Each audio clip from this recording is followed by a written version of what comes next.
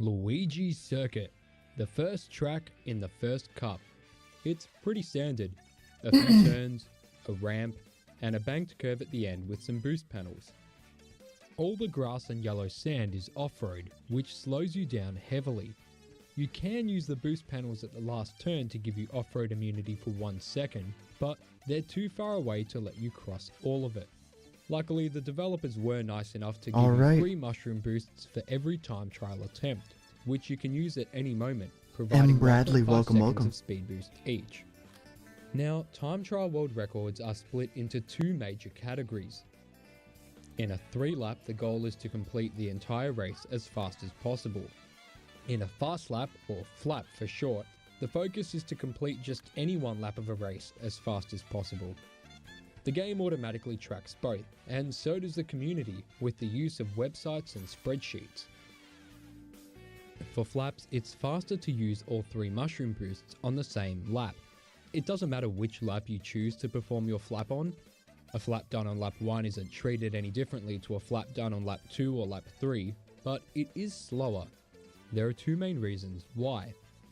You start the race slightly behind the finish line, and although your vehicle isn't a boost at the start, you have to spend about half a second accelerating from 0 all the way up to high speed. Let's take a look at American player Casey's former flap world record, along with British player Luke's current world record. Casey's run uses Funky Kong on the Spear, which is the fastest character and bike combination in the game. Unlike karts, bikes possess the ability to wheel, I really like that supplying a skin, bro. speed boost for 3 seconds. The Spear does have poor drift, but Luigi Circuit has no tight turns, so that works out well. By doing your flap on lap 2 or 3, you can also charge a mini turbo at the end of the previous lap by holding the drift button and releasing it right when you cross the line. Casey does this in his run. Releasing the boost at the start of lap 2 combined with a wheelie accelerates him up to 115.6 units per frame, and then back down again to the wheelie speed, 98.4. He uses his first 2 mushroom boosts to cut through some grassy off-road,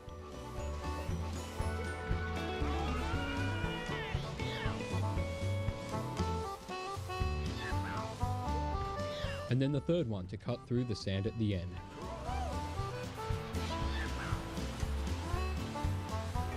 .641. Pretty fast overall. He's at a speed of 98.4 for a large portion of the run, and the shrooms nearly take him up to the maximum possible speed of 120. In comparison, Luke's run uses the Flame Runner instead. Louis The got Flame 17, Runner is used in welcome. tons of world records in the game due to its high speed and good drift. Luke uses his second mushroom boost to get to the trick ramp. That turn is where the Flame Runner normally loses time compared to the Spear, so when the ramp is used, the Flame Runner is just as fast. With a time of 21.590, Luke's run is the current world record. The general premise of the 2 runs is that most of the laps are spent with speed in the mid-90s, with a few sections close to or at 120. The I got my timing is vehicles ass. are just as good as each other. Sean Oki, welcome. Unfortunately, given the limit of 3 mushroom boosts, we reach a dead end. We've cut the off-road and we've utilised the ramp. This is all you can do. But is it really? You might have noticed that the resolution of gameplay in this video is quite high compared to your average Wii. That's because I'm recording these runs using Dolphin Emulator on my computer. Dolphin also makes it easy to add cosmetic modifications to the game, like the speedometer in the bottom corner.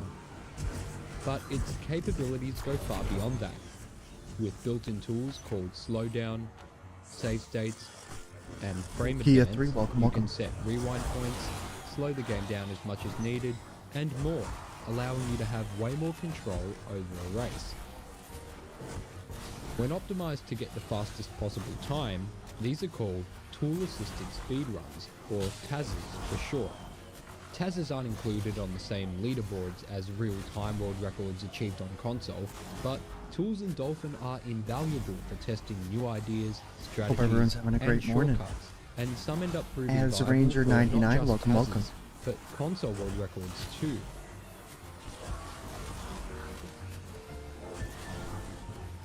Tazes are well known for heavily utilizing external velocity exploits. Speed in this game consists of two components, internal and external velocity. Internal velocity refers to the type of speed that the vehicle attempts to drive at, similar to the way that a real car speedometer measures how fast the wheels are spinning. External velocity... Thank you so much, Azranger. Speed based on external forces, including things like gravity and bumps from other players. Thank you so However, much. There are other clever ways to accumulate EV. I don't even know what that is, but it looks... And this can be exploited. Super grinding. Is that a galaxy? By Black. And super hopping. Welcome, found Miller. in 2022 Welcome, by Carna- Monster, are two Carnation recent Z. techniques that exploit Welcome, EV. Nick J. The Mac. problem Welcome, is that they require Fox X. humanly impossible inputs. Hope you're having a great and day, thus can only be Azranger. executed Seriously, from the with bottom of my fast heart, tools. thank you so much. Super grinding requires you to hop and turn 30 times per second, and super hopping also Appreciate the requires likes, very my precise man. input changes to be I'm of really use. dumb at TikTok. What's the name of that GIF? Now, It's really there cool is looking. a humanly possible way to exploit EV, super sliding. You see, You should hit behind the that follow scenes, button, vehicle Azranger, if you models like in Mario zombies Kart and Wii don't Smash actually Bros match their content. visible textures. I'll be finishing The up this models consist 999 of multiple and going spheres, right over some to of which are assigned Reckoning. to be the vehicle body, and others the wheels. Dude, thank you so much. Because the game only expects your wheels to be Oh my on god, bro. some wacky stuff can happen when the vehicle body interacts with the ground instead. Thank If you, you man. position your bike at the very edge of a thin, flat plane of ground with no walls nearby, I got a then call off momentarily, bladder quickly condition snap that the joystick in had the me, direction of the track. You can wedge the get an ground between implant, the bike's hitbox uh, spheres that and allowed get me stuck. to slowly It's not but well known surely when start this was working. first discovered, since the That first place is instance of full-time, it was but likely accidental. We're still Super getting sliding used to it, works so because you can I continuously really, tap the dude, joystick cannot to put into lean and words how generate much EV, I and appreciate the because support. wheels aren't on the ground, the It's my EV dream to be a increases content faster creator, and than while it can I'm dissipate. a little This isn't stuck, useful in practice though, because you can only travel in a the straight support line, from this and the has super slide is legitimately made it incredibly feel fragile. so possible. Changes in ground slope, hopping, wheeling, reversing, and slamming into walls will Hell affect yeah, the dude. super slide state, and you can't re-enter it without doing the Nothing but love and respect for y'all. So it seems like external Just velocity think of like the exploits worst will shy only bladder happen you can with imagine, We and need that's to where dig we at. deeper if we want to break So the world I used to only record. really work like 4-hour shifts. Back I in was September 2016, real good at what I Japanese did, but player Cyan uploaded a compilation of tool-assisted clips to that his really, YouTube that's channel, hella sweet, which dude. included this hilarious super slide. World needs more people like you. But hold on, I hope you're having a I just said fantastic before day. that super slides were extremely fragile. Well, one vehicle is an exception. Man, I wish my older Mario brother was bike. like that. One of the worst bikes in the If you game know the, stat-wise is channel able to Toasty drive Bros, my almost brother completely is, freely Toasty whilst in Matt. the state, So more than I got a any little other bike. experience from We assume this is due to it having multiple how to vehicle body grow, spheres but at the I back didn't of its expect it to hitbox, work this well, really. stabilizing the bike while it's stuck in the ground. For some reason, the sheer potential of the Wario Bike Super Slide went totally ignored for over 6 years. A few people were aware of its unique stability, but players struggled to find applications for it. Let's see It if I wasn't can get until something good from Monster in here. shared this Toad's Factory Taz video on the 2nd of May Welcome, 2023 Cody. Hope you enjoy that your super time here. sliding would change Taz driving forever. Free mutant, hell yeah. What we were looking for.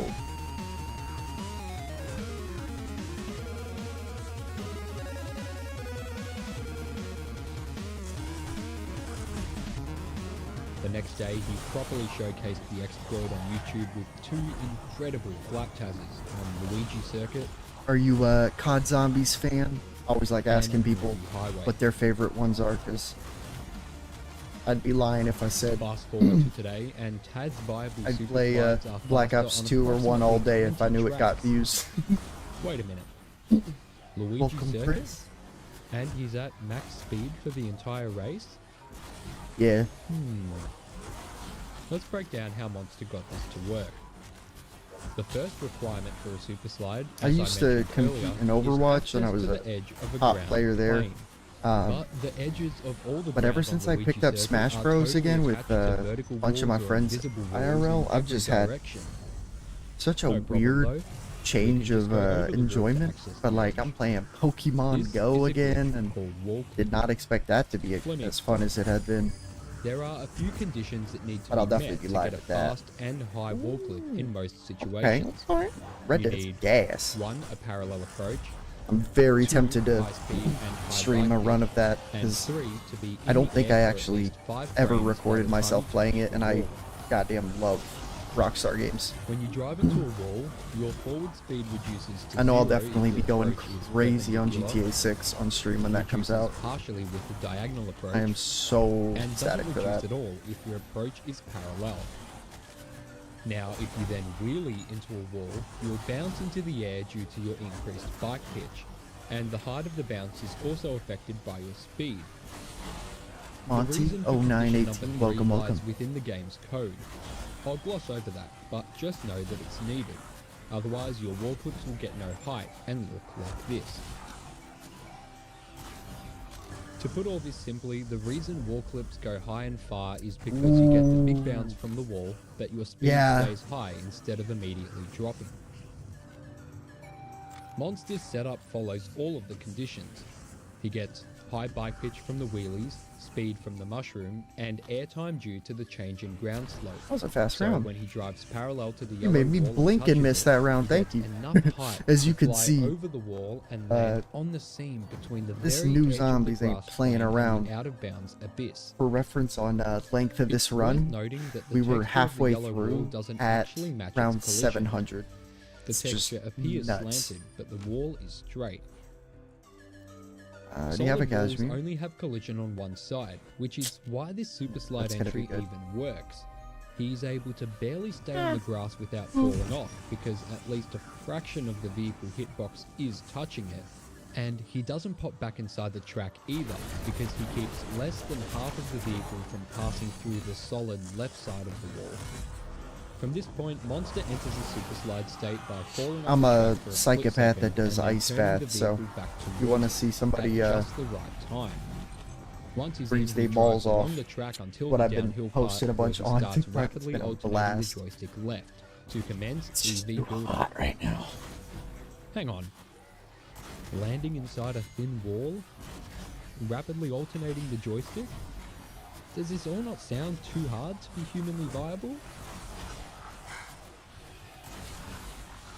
One day, I was messing around with the Wario Bike Super Slide flap with I want to Taz tools and find Dolphin, where I should and I set up noticed something interesting. this because clearly I'm not getting scrap from these guys, but it's line caused me to eject out of the really ground, fast. but hopping after I crossed the finish line let me start and hold a drift without ejecting. Upon closer inspection, I realized that the track is sloped upwards very slightly after the finish line. Okay, so it seems you can initiate drifts in a Wario Bike Super Slide provided you're driving uphill. After experimenting with holding a drift around the first turn, I saw that my EV was dropping, but I still had plenty left to take the turn without my speed diminishing too much. This really surprised me. I eventually lost speed, which was a shame, but wait, by holding my drift for so long, I now had a charged mini turbo ready to release. Mini turbo boosts increase your internal Is that velocity, Insta? and during the boost, I could lean left It again is. to build up more EV. Would you look at that? I'd done the entire uphill of Luigi Circuit with no rapid inputs, and by the end of it, my speed was still over 100.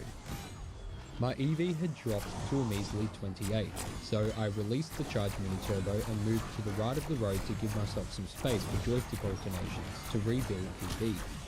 Since the road is downhill from here, I couldn't begin another drift, or else I'd eject out of the super slide. The EV building wasn't as efficient as Monster's Taz by any means, but hey, I was averaging a speed of about 105 down this slope compared to the 96 and 98 Luke and Casey reached in their respective flaps. I was back to full speed at the bottom of the downhill, so I used my 2 remaining mushrooms But yeah, with Sandshore. Any and all company on these are 20.148. crazy appreciated, especially now that Luke's world record it's into is August. a I know a lot of my 21.590. OG viewers were Had I kiddos just going found back a to school. humanly viable way to super slide on Luigi Circuit? Maybe. There were still some major roadblocks in the way. Is the difficult wall clip at the beginning even possible? How do I build speed to set up the flap entry without the precise inputs from Monster's Taz? What if I crumble due to nerves on the last turn of the flap and hit the green pipes? Let's get to work. I needed to solve the wall flip problem first, because if that wasn't humanly viable, then the whole plan might as well be ditched.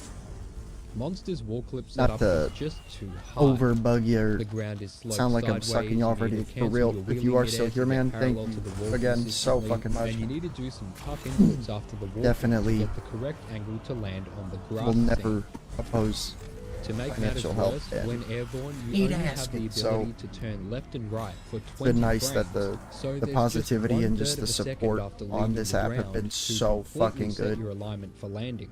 You can't keep moving left and right the entire time. So I opened up a program called Lorenzi's KMP Editor. Can I go in yet? No. It's a really cool tool that allows you to eliminate visual textures and go view back the to my basic spot and solid see. collision model of any track. I searched for any other potential wall clip location such that I had a straight runway to slow down on after landing on the scene. All I could find was this pole. I see. Welcome, welcome. Hope you enjoy your But a time. setup there would be obscured by this bush and blocked by this billboard. It was my only shot though, so I had to at least give it a go in Dolphin with tools. This slight slope change in the grass was ideal for getting 5 frames of airtime. I tested tons of slightly different locations to clip from in the hopes that one of them would give me some fortune. I realised I could actually take advantage of the bush by using its Yeah, leaves to welcome guide my to the alignment. stream. I hope you enjoy your time. After Make sure you many hit that hours follow of button. minuscule adjustments, I miraculously found a semi-consistent way to time 2 boosts and do some wheelie inputs, which kept the bike pitch low enough to avoid the solid billboard and also gave me the airtime needed to clip. The next issue was building up speed before the flap. I found a super foolproof way to do this, which involved reversing and repeatedly nudging the stick to the left while closely following the curb around the bend.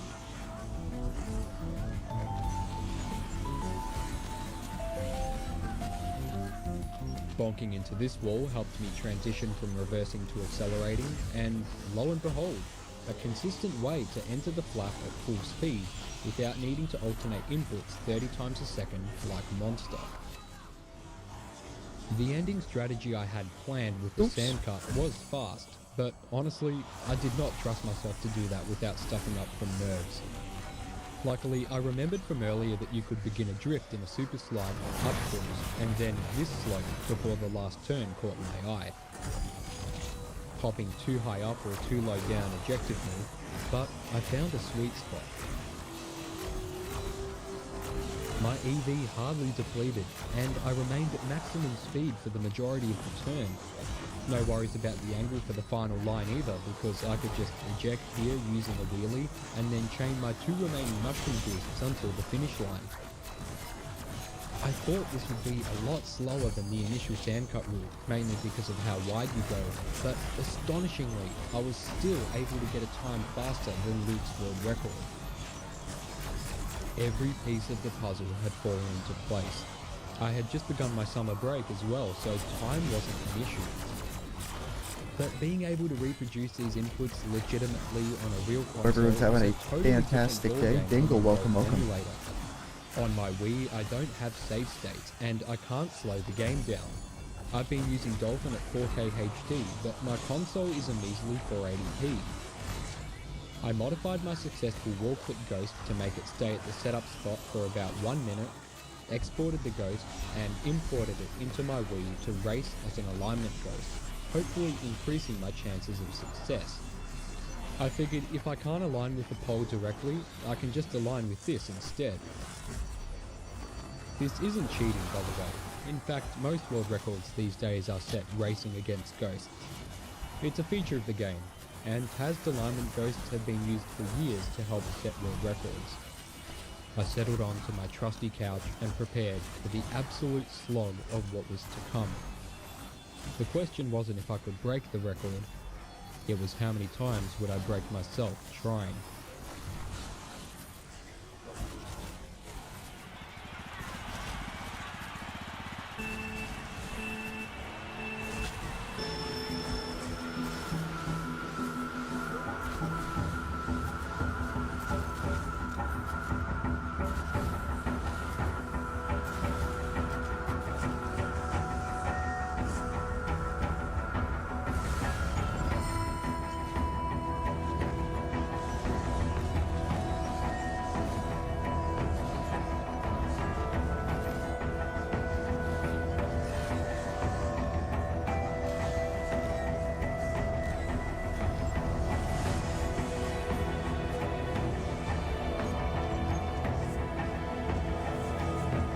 Cypher P1T, welcome, welcome.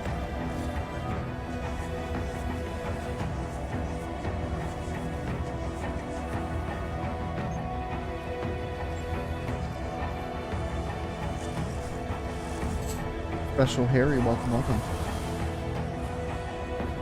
Aww. I'm an idiot.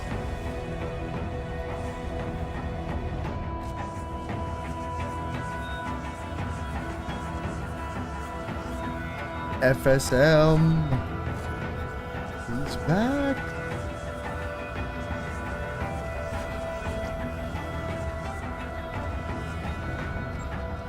Let me real quick put on something. There's a good chance you've heard of Bert Kreischer. Having been in the entertainment business for well over 2 decades now, it's hard to find many comedians who can claim to have found his level of success, as he's tried everything from stand-up to podcasting and even acting in major Hollywood productions. A socialite by nature, Bert has spent his career cruising his way to success. What's good, F? His network of connections in the show business. Somebody came in here and just gave me a galaxy, dude. To many others. I almost However, cried. Glamour and all the money, Bert's career has been taking a bit of a downward spiral recently. From his excessive life, Channing to his E, usually welcome, inflated welcome. ego, Bert has been hemorrhaging support in the last year and beyond. And while he maintains a solid presence in the world of comedy, much of his success on YouTube has been in steady decline. But how did it come to this? How does one go from being a titan in the industry to a No, complete for real. joke to most, apart from the shrinking pool of his diehard fans? Let's explore that.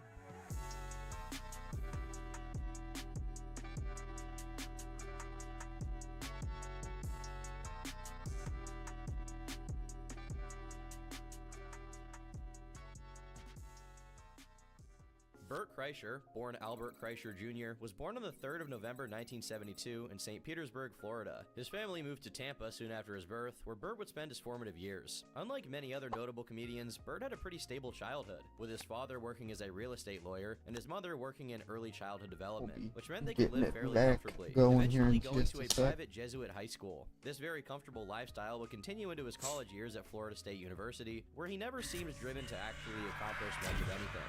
And as a member of the Alpha Tau Omega fraternity house, he ended up spending most of his time partying, as well as developing his lifelong habit of drinking. Bert would spend 6 years at the university majoring in English. Throughout his long college tenure, he managed to get a bachelor's degree in the subject, which, if you know anything about how college works, it took him 2 years longer than it usually takes. Over time, he garnered a bit of a reputation on campus for his party. Hope you're having a good day today, F. Sheer laziness and arrogance, likely nursed by his company upbringing. What no one could have expected, however, is that it was this persona that would eventually set him up for life. In 1997, after Florida State University had been declared the #1 party school in the entire US today, the popular magazine Rolling Stone decided to write an article about the university in order to explore this world's famous party culture. I'm doing amazing. I was kind of mad at myself for oversleeping today because I knew just how much progress I needed to make on this run. So to have the amount of people come in with the amount of support they did this early, or rather this late for me, made my damn morning. You know.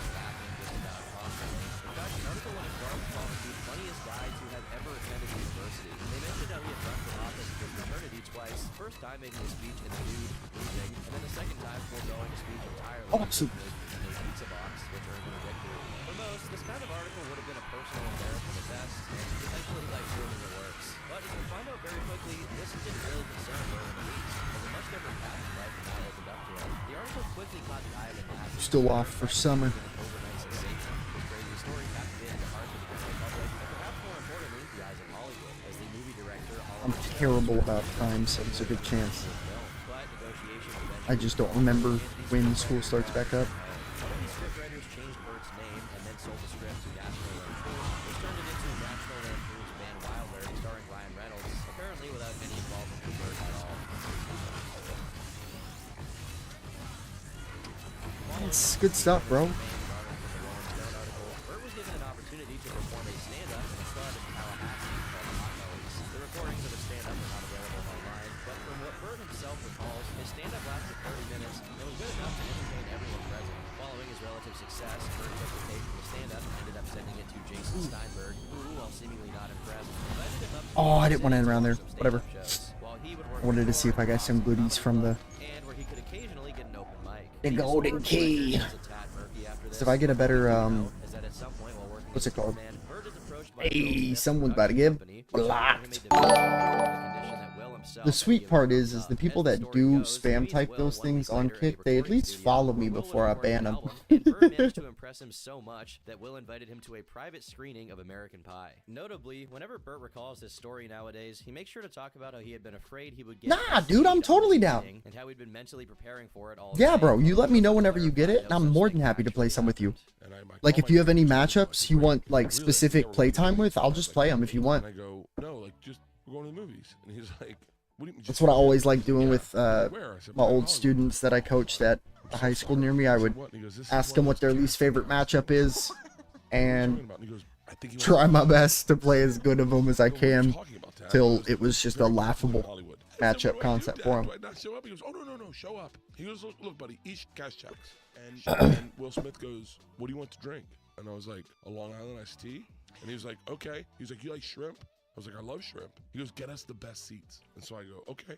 So I get us the 2 best seats in the movie theater, right? And we watch a movie. Regardless of the specifics behind their meeting, which remain dubious at best, one thing we can say is that the meeting seemed like it was a major success for Burt, as less than 5 months after this meeting, the production company would purportedly offer him his own sitcom. We don't know exactly how this manifested, as the sitcom doesn't seem to have ever been released, but Yeah. Burt would eventually get his chance to star in a I live definitely production agree with when he got that. a role in a CBS I feel pilot like, for Life with David J. in 2001. almost Not much is actually playing, known about the like, pilot, touch even and go Burt only ever seems to mention it is in the passing, strat but on I've found. IMDb, it is described as a If you're failure. able Around the same to, year, Burt got an interesting opportunity when he got to host the X Show, almost at the which is same perhaps even time, more nebulous than like, the prior pilot, as there's apply very little you can pressure find about with it your online, movement, other than that it lasted around 2 years act and as if you're included some never very going to rocky approach, moments. because So far, Meta Knight's one of the impressive very career few with many cases that taking a has turn for the burst better, options however, that just as in outright 2004, after playing a outspeed very minor heavies. role on a TV show called The Probably Shield, besides like Will a performing stand-up alongside DK Warner back air or Beatty dash on attack, National Lampoon your Live, dash Two attack Faces, will Volume beat out 2. any Burt got heavy his first speed break when he moves. became the star of a made-for-TV So I would say, movie like, called Hurt Burt, which would hit people's airwaves in 2005. stay within a Quite simple. Supposedly late inspired dash by a attack short skit distance, on the X show of the same name. and The movie featured a if number you're of able to episodes connect a where Burt late did all dash kinds of attack, potentially dangerous stuff. you It can, had everything from if they're wrestling to mashers, very complex literally and combo that potentially into slightly sedated black bear, a, getting I into think the it's ring a with a very angry bull, and short even hop being up cut air first. reverse, This like a made-for-TV slingshot, movie, which was seemingly somewhat which successful for should what it let was. you It just never really do got up very air, much land up attention, air, and its sports are rather short hop up air, basic land up story air, across its short hop up air, 24 land up Beyond air. the existing written review providing Yeah. nothing but a brief synopsis, It's and really, it was entertaining. really hard to not In rush in on 2008, Burt heavies, would get another very because they unique eat that opportunity up. when he was recruited to star side by side Especially with your, Life the with slower Peter ones. in the short Bowser reality kind of TV just show gets to Reality run over Fights stuff, Back, where they as you initiated probably Reality noticed. Fights Back was a spoof on the kind of competitive reality TV shows that were huge around that time. But fortunately, that's Every not the week case. to perform all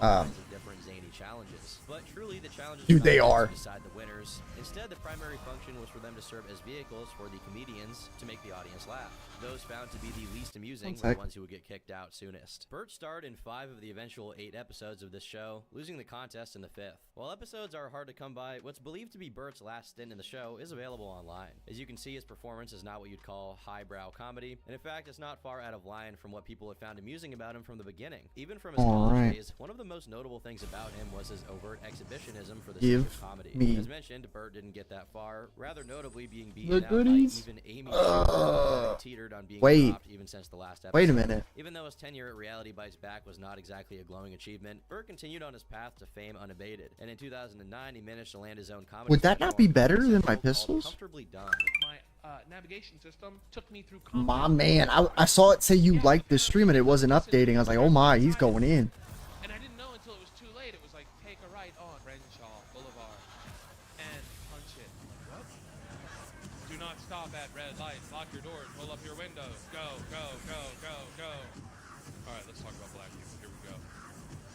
This would be his first. They do, dude. I promise you they do. You alone, with the amount of likes you've put on, have, like, bumped me so high up in the division that I was in that I'm already eligible next week to go up in the division I'm in. So thank you, in hindsight, for the dude that pulled up just to give me a $20 Galaxy and leave. Celebrating local culture at its most adventurous, and experiencing the tradition You the makes goat. each city and town unique. In reality, the show is mostly focused on taking advantage of Bert's self-admitted fear of I know, heights and his knack for I'm being so reacting serious to because I don't have the animation set up. I just have the little TikTok chat, and it said sent, and that shit looked like a little asteroid, and I was like, what is that? Yeah, way on back, before I graduated college, I got offered to cast Smash over at a local high school of mine, and that's all it was supposed to be at the beginning, but the kids all ended up really enjoying playing friendlies with me, because at the time I was probably top 50 Banjo in the world, and then I just stopped for a while, so they knew my name from that. So they wanted to play. Yo, what's up, D&D? How you doing, bro? Goodness, I had about 12 kids total. The best one by far, very weirdly, played Wii Fit. Holy hell. Holy hell, are they good at Wii Fit. We had an Ensign Roy. We had a Cloud. A Ridley. Trying to think. I don't want to miss any.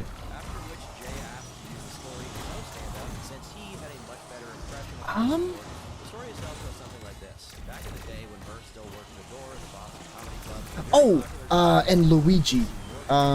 Like probably one of the higher ranked Luigis on that PR thing too.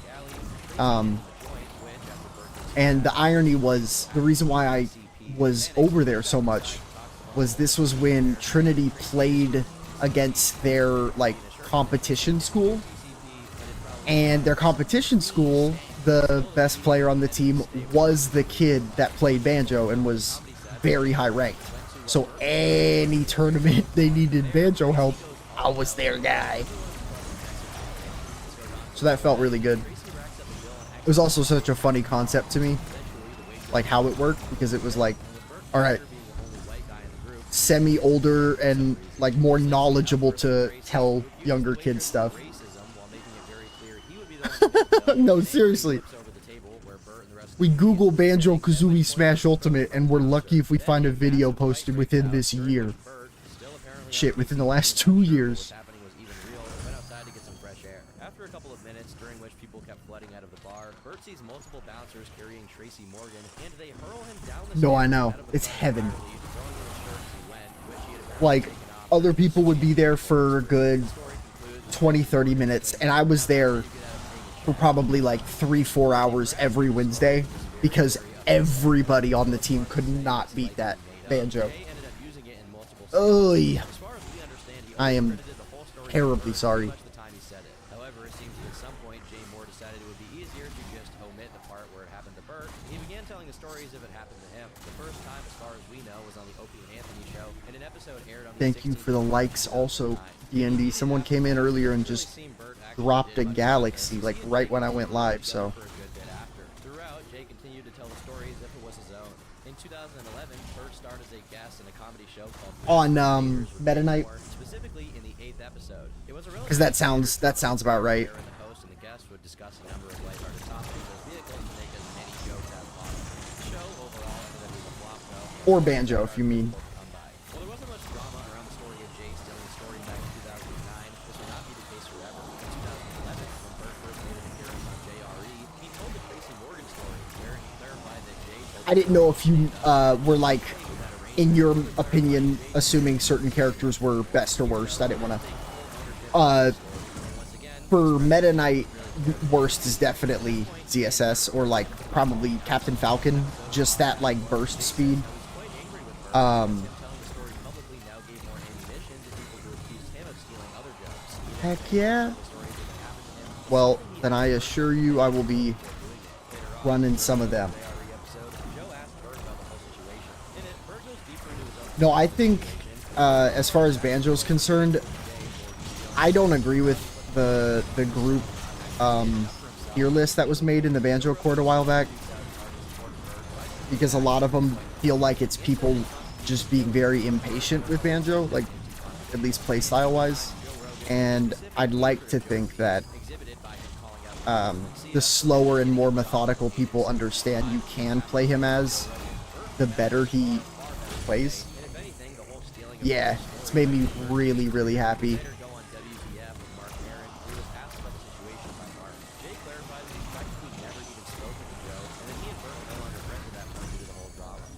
Describe a slightly different story to what Bert described. Firstly, saying that Bert insisted on Jay telling the story. In fact, after the success it finds, Bert apparently insisted that he keep telling the story on every subsequent show they do together. He then continues to use this bit, and as time goes on, he says that after Bert had insisted so much on saying it, Jay begins to think the story would just sound better if he simply started telling it as if it were his own story. He clarifies that he regrets doing so, but I think there were only 2 instances of him doing it. He says he's disappointed that Bert didn't really try to defend him when he goes for rounds of insults and stealing. He's arguably one of the like weirdest, most fun characters in a fighter I've ever played. I can say that with certainty. I've tried so many other options for fighters and nothing held a candle to the projectile play you can do with Banjo. It's genuinely just like one of a kind. Bert has always had a bit of an act of storytelling, and this is perhaps best exemplified in this early podcast with Joe Rogan. I've shown you a little bit from him already, but let's dial it back in and narrow our focus on his very first podcast appearance. As we mentioned, Bert made his first documented appearance on the Joe Rogan Experience back when it was only just in its infancy, appearing all the way back on episode 73 in 2011. The appearance ended up being a success for Bert, so much so that he would go on to become a regular. It also becomes a demonstration of another aspect of Bert Kreischer, which will only become more prominent as time goes on. One of the stories he tells during this show is of a stand-up he had done, during which, allegedly, 3 black men had come out on stage and whipped out their manhood one by one to the amusement of everyone in the audience. One dude gets up on stage halfway through my set. Drewski, and welcome he's to the stream. Hope you enjoy your time here. Real talk right now. Real talk. You know what real motherfucker getting the 305? He drops his pants and just place goes bananas, right? They're like, and it's the biggest, blackest. It's almost purple. It's so black. The chances of this story actually being true are next to none, and it's hard to say for sure why he even felt the need to share it, considering that despite it sounding amusing, it doesn't really have much of a punchline. It's just like 3 black... Bro, I wish they made Sephiroth better. That poor man has T-Rex arms for grabs. I don't get it. Bearded Dragon 427, welcome, welcome. Terminally weed-stricken Joe Rogan. Aside from that, perhaps more importantly, in this first episode, Bert alludes to what would later become by far his most popular bit to date, The Machine. The first time Bert had ever told this story was all the way back in 2006 on an episode of Loveline. Nah, I'm not gonna waste more time trying to just get another melee that's gonna do the exact same thing. Ben for real, welcome, welcome. During the trip, the students were not supposed to ever actually speak to these 2 mobsters, whom Bert named Sasha and Igor. But with Bert being Bert, instead of following the advice, he knocks on their door and attempts to talk to them. He tries to introduce himself, but instead of saying, "Hi, I'm Bert," which is what he'd meant to say, he said, "Hi, I'm the Machine." Becoming fast friends with the 2 mobsters, he ends up getting up to all kinds of wacky hijinks during his stay in Russia. If this is an ass challenge, I'm leaving. This all culminates in the school group What is hopping on it? a train back to Moscow, during which Bert, due to his 2 mobster friends, What field was upgrade? involved in a train robbery, Oh, wherein the okay. 2 gangsters robbed a few train carriages. When they That- stopped in Moscow to be interrogated by the cops, the police allegedly recognized Bert as the Machine and took him into a station, at which point they spent the night partying. It goes without saying that this story Ooh. is 1000% That was It spooky. just never happened. Strangely though, if you try to research this online, you will Thank find you that for the likes. some of it may be real. For one, he does seem to have actually gone to Russia for a trip, and there does appear to be some sort of incident during the train ride that he was on. But regardless of how much of it is actually true, Bert would end up telling Come the on, story give me something dumb. in the next episode of the Joe Rogan Give me something dumb, I'll take it. where he pretty much recalls it in the same way he had on all the occasions prior. I'm all in. Joe in particular took I'm the all story, in. but it seems to encourage Bert to try and share it Thank during you for the stand-up, to likes. which Bert objected. Rage, welcome, welcome. More so, Joe Rogan took such a liking to Bert that he made him part of his so-called Death Squad, a quasi-comedy group comprised of some of Joe Rogan's comedian friends, including Brian Redband, Aaron Cliver, Tony Hinchcliffe, and more importantly to us, Bert Kreischer himself. Likely seeing the success he had with the first 2 episodes of the Joe Rogan Experience, and further spurred on by encouragement from Joe himself, Bert set out to make a podcast of his own. He constructed what he calls a $100,000 man cave, built primarily to be used for his podcast, which he wasted no time in getting underway. He titled it Bertcast. According to IMDb, the first episode of this podcast premiered on December 5th, 2012. Ooh, I have. The first 3 Great game. episodes are God of War is not on YouTube, amazing. They are on Spotify, including the first one. The podcast was and still remains pretty standard. Hey, welcome back, AZ Ranger. Hope you're doing good, bro. Pretty much anything That's the goat earlier that dropped the nebula for me. W's in the chat for AZ. And in later episodes, it could be anyone from family to other comedians. While analytics are hard to come by on a podcast as a Z, whole, welcome, welcome. Bert found some moderate success with the show as he continued to upload episodes unabated for years on end. All the while, he continued to show up on JRE as well as other comedian shows, where he continued to tell us wacky and often unbelievable stories to then funnel the attention from those shows to his own. For the most part, there aren't a ton of notable things to talk about here, other than Bert's tendency to share more of his happiness on the podcast, including knowing two kids that had pugs growing up, and also seeing a kid be struck by lightning. The strange thing about most of these cases is that they didn't really seem they were intended to give people a laugh, per se, as he said them in an entirely straightforward manner. But unlike the bear wrestling story, I was a little dumb play-wise on my part. the story he shared about his life was about when he had been a frontman in his high school band. He alleged that he had been approached by Mark Monty, who wanted to join his band, but he was just so good at performing he allowed to be in the band, at which point Mark left to form Creed, which, if you don't know, is a multi-platinum rock band, which found worldwide success in the late 90s. Bunishi-kun, welcome, welcome. Make sure you hit that follow button if you haven't already.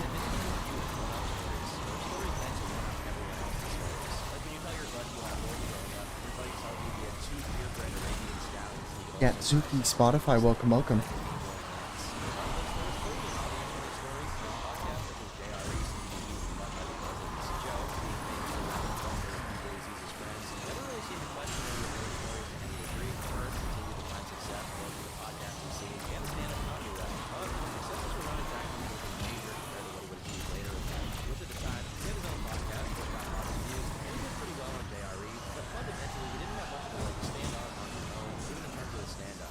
Besides this, he also got a gig as host for the show Trip Flip. The premise of the show is that he would walk up to random strangers on the street and offer them an all-inclusive vacation for free. Most people would refuse, probably thinking it was some sort of ruse to give them somewhat private to harvest their kidneys.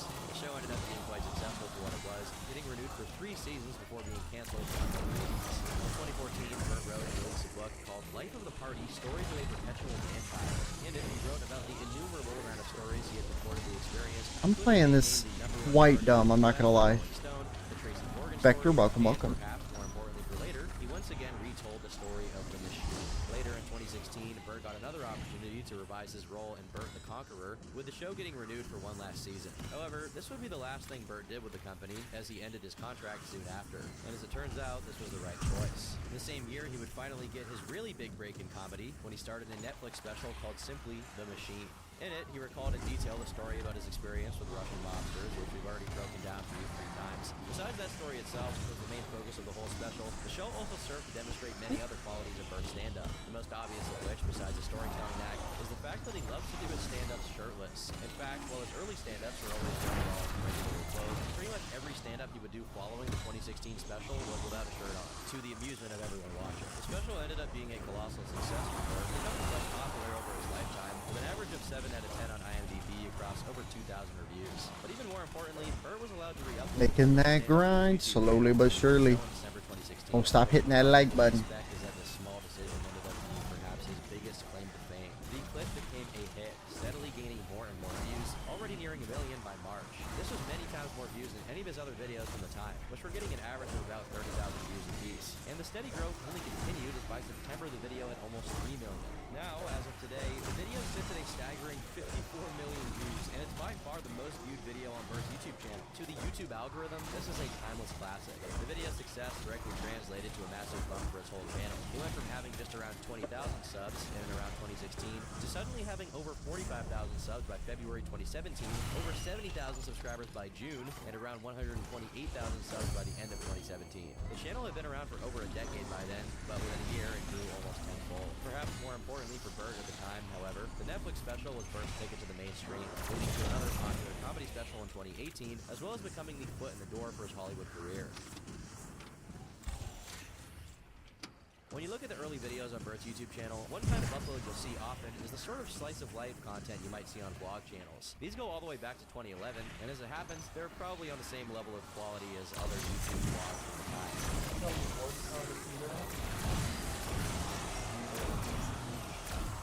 I cannot put into words how bad I want to play the new map. Bert had filmed a number of videos with his kids. But I know I gotta get this done. On October 10th, 2015, when Bert released his first official vlog video. You can tell there was a lot more thought went into the production aspect of this one. It was on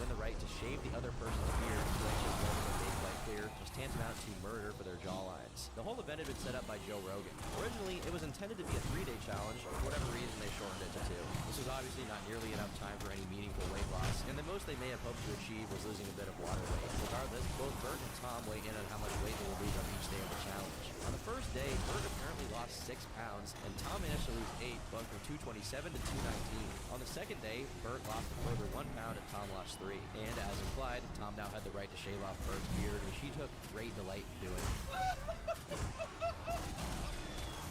Welcome back, D&D. How you doing? How you doing?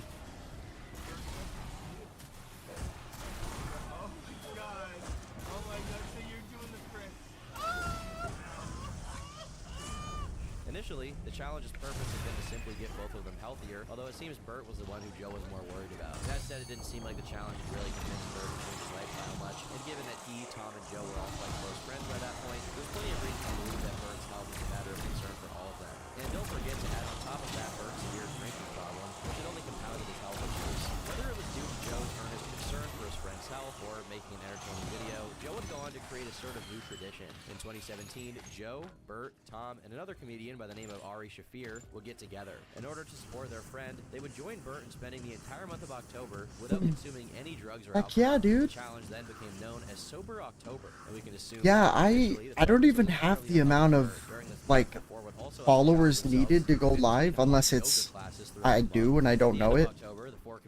But I started just putting like putting my live like code in with my stream key for my other stuff, and it just worked.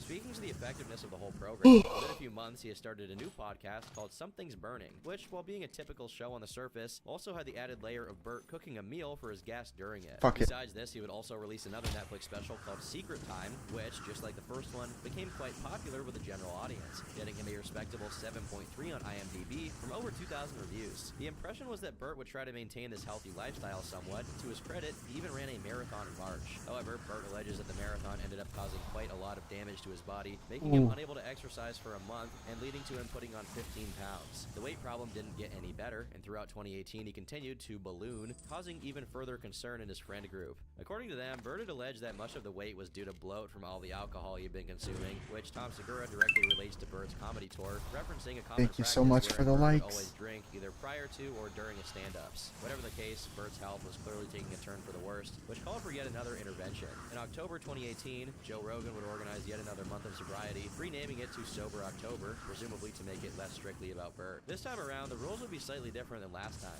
Joe introduced a point system, wherein every time one of the contestants did something that elevated their heart rate to a higher percentage of their maximum heart rate for a given amount of time, they would get a certain amount of fitness points. The person with the most fitness points would be crowned winner and rewarded with a custom-made MMA-inspired champion belt. The introduction of a competitive angle ended up being quite effective, as everyone involved spent a lot more time on exercising, Bert included. While everyone did indeed put a lot of effort in, perhaps it shouldn't surprise anyone that Joe Rogan, a man who's been exercising non-stop for decades, and who's the only one even approximating an athlete, won this challenge quite handily. As another year carried on, Bert did end up falling back into his old habits of not taking his health very seriously. Come October, the Joe Rogan crew would once again organize Sober October, although at this point it was clearly no longer for the benefit of Bert, and instead became a single channel tradition, this time replacing the fitness point system with having to do at least 10 different courses, as well as read at least 500 pages worth of books. Interestingly, and perhaps somewhat worryingly, during the podcast where the third Sober October was being discussed and set up by Ari, he admitted to having spiked Bert's drink with MDMA.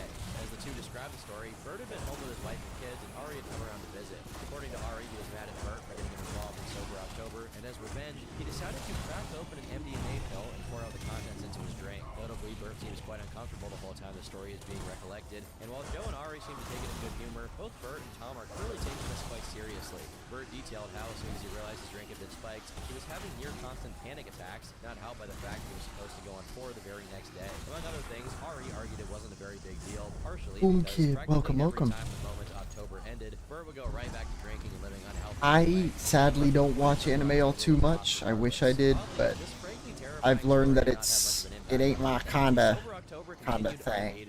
More so, besides the stern talking to during the podcast episode by both Tom and Bert, which amounted to saying, that's kind of a dick move. Ari got off. But I do scot-free. respect In the fact, he would go on the JRE people who do twice in like just it, the because next it 2 is months, and the MDA very, never really very released. high quality. Regardless, the round of sober Like, October went largely the 20 same times as out of the 10. 4 contestants committing to the bit admirably. Was done in an episode of JRE in December, where all 4 would weigh themselves to compare to how much weight they had lost. The third punch again is shorter than 37 pounds, but the tradition of sober October would be put on hold from this point on until 2022. As we've basically established at this point, Bert Kreischer and Tom Segura have been friends for quite a few years by now. They would often make appearances on the other podcasts, with Tom appearing on Bertcast all the way back in episode 100 of Bertcast. over 90 Yeah, episodes. me and my girlfriend are actually gonna rewatch Pokemon together because I don't remember it enough. But I watched Pokemon and Yu-Gi-Oh with my brother when I grew up. I fucking love Yu-Gi-Oh despite how little I understood of it. Numbers as it could be, considering the two's other podcasts, but what neither of them may have expected is that it would arguably become their most popular piece of work. The first episode raked in a staggering 1.5 million views, and even once the initial hype died down, the weekly episodes continued getting anywhere from 700K to even 1 million views per podcast. While these numbers were pretty normal for the YMH channel at the time, and were at times even a bit lower than what the YMH podcast would have expected, it was still far more successful than Bert's own show, which would earn him maybe about 100,000 views on a good day. That said, Bert's Something Burning show was doing a lot better, with episodes from 2022 getting upwards of 3 million views, but we can't really be sure of it as Bert has removed all of the old episodes and then re-uploaded them after releasing the season 2. But considering comedians are always making new podcasts, this would of course not be the only new podcast Bert started in 2019, as later that year in October we saw the release of the first episode of Bill Bert Podcast. The show is a pretty standard affair for Bert Kreischer, as he pretty much does the same thing everywhere he goes, with the addition of smoking cigars. Bill, meanwhile, provides a relatively new perspective, being a lot less patient with Bert's antics than either Joe Rogan or Tom Segura. While the Bill Bert Podcast is no longer available on YouTube, save for re-uploads from diligent internet archivists, we can assume it must have done pretty well, as the show would go on to release 57 episodes. Both of these new podcasts show themselves I'm gonna to be quite successful, with both run up and very, make very some different dynamics. yogurt These two here in characters just a on the minute. podcast had Tom mostly giving room to Keep Bert it to spout off crushing. about whatever, which made for a very entertaining show. The main draw of the Bill Bert podcast was the fact that Bill would just lay into Bert for even the smallest thing, and Bert would just have to take it. I get confused really easily about fights. I have one fight. Yeah, I get really confused. God bless your wife. I was just picturing the dumb look on your face. Can you imagine being married to someone who gets confused in arguments? Wait a minute, what was my point? And she stays with you? What a fucking angel you married. It was with the release of episode 36 Oh, of R Two Bears, One word Cave that the way the joined. show I was can't run say would that. change forever, Sorry. and the most notable Welcome. moment from that episode was a clip of Bert admitting on air that he drinks 1 gallon of Kool-Aid every day, while Tom laughs uncontrollably from sheer befuddlement. While the episode itself did quite well, getting around 2 million views, the clip of Bert drinking Kool-Aid netted him over 6, and his subsequent short would go on to get another 4. It was exactly at this moment that the podcast saw somewhat of a shift in focus. While the main draw remained the dynamic between the two comedians, the topics they would discuss would shift somewhat from general podcast topics to putting more focus on Bert specifically, highlighting his awesome marketing and making money with prevailing drinking habit. The game was paid off massively for the Two Bears, One Cave podcast, because views had begun to taper off somewhat prior to the 36th episode, revitalizing the channel and putting them back on top. At this point, it's fair to say that Bert was beginning to hit the absolute peak of his success. All his stand-ups were regularly selling out, and he was even getting more work in Hollywood. He got another Netflix special in May 2020 called Hey Big Boy, which, much like his other comedy specials, seemed to be quite successful. Around mid-2020, Bert was up with one of his supposed idols, Adam Sandler. The version of interview Bert pretty much behaved as you would expect him to. Telling some rather unlikely stories, presumably he was trying to impress, sucking up at Adam and constantly dropping compliments, all while the seasoned actor just sits there and nods along politely, looking beyond desperate to just put a stop to it. As it turns out, the stop came very quickly, as only 5 minutes into that interview, Bert asked him a question so silly that Adam just couldn't stand it anymore, and he called it quits right then and there. What movie was the funnest thing you shoot every single day for the rest of your life? No answer for that. I got no idea. I should have thought about that. I never will, but I hated that part. No, you ruined it, man. I don't ever want to see you again. A rather embarrassing outcome for Bert, no doubt, but really, it wasn't even the most embarrassing thing to have happened to him that year, as you'll soon see. In October 2020, Netflix would release a brand Thank you so much for the likes. starring Bert as his main lead, titled The Cabin with Bert Kreischer. The premise of the series is that Bert is moving into the mountains with the intention of detoxing, although the actual contents of the show are more about the supposed comedic highlights Y'all of are the amazing. all So while much smoking thanks for the cigars likes, y'all. and copious amounts of alcohol. While a number of the guests he invited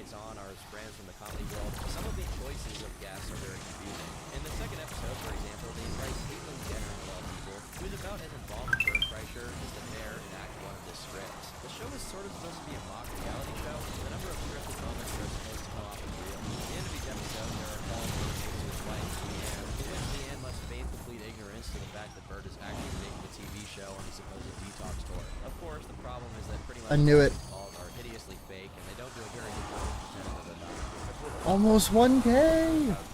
Y'all are amazing. So have you learned anything? Like, Well, the Superman in Cuba had an 18-inch gold, a Clark brand. okay, well, good night, babe. The show's humor is undeniably edgy and crass, and while that's pretty standard for most of Bert's comedy, the only real part of his routine that's present in the show is his unapologetic exhibitionism and slapstick comedy, harkening back to the days of Bert Bird. The show found some success with Bert's diehard Four fans, hundo, but otherwise it was welcome. banned across the board. The show had some truly baffling choices in terms of filmmaking and frankly, even just plain comedy. It ended up flying under the radar compared to Bert's other much more successful ventures, and even the trailer for his show, which came out on Netflix's official channel, only garnered around 700,000 views, which for a Netflix Alrighty. show seems pretty low. The show's reception was not the only mark on Bert's record, as about 8 months Bet, later, what's up, what's in up? June, the last episode of the Bill Burt podcast was released, after which Bill unceremoniously ended it. While the specifics on why exactly Bill had left are unclear, there are certain assumptions we can make. On an episode of the Dan Lee Batard show, Burt explained that the reason Bill had left the show is because he had been having a little grill party, and having to do the episode with an additional guest left him blindsided. Burt alleges that the podcast was pretty much the second to last time he had ever spoken to him, despite them having been good friends for over 20 years. So, this spelled the end of the Bill Burt podcast, but this was hardly a problem for Burt, whose successes only continued to mount as time went on, and the show One with Tom sec. Segura continued Thank to you so thrive in a much. way that not a ton of comedian podcasts do. However, even the Two Bears, One Cave show wasn't quite what it had used to be. Around 2021, there came yet another change in programming when Tim and Burt would individually invite guests on the show, foregoing the other hosts entirely. Burt, in particular, ended up filming 3 episodes in a row with just him and the other guests, with Tom nowhere in sight. Conversely, Alright. excluding Burt also became somewhat common, as Tom would share the floor with whatever guest came on that day, from Tim Dillon to Brendan Alright. Schaub to whoever else I'm you can gonna think let of, this really. stay But it pause. was also around this time If that I Burt can started to get back in personally time, I will. Y'all just nuke that, alright? I'm gonna make sure I keep my thingy up so I can see the notifications. But y'all are insane. I'm gonna put on my BRB. And we will be back very shortly. I'm actually gonna set a timer so I don't miss this. Set a timer for 8 minutes. Love y'all. Y'all are the best.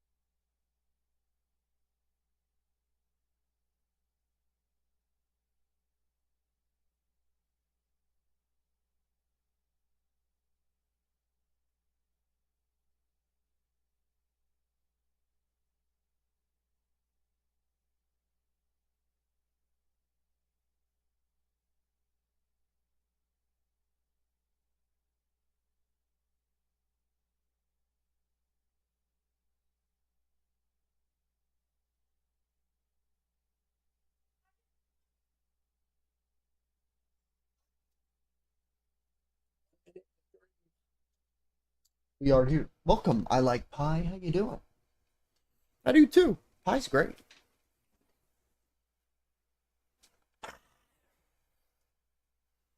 I want to eat my food and do this, but I don't know how to manage that. Ooh.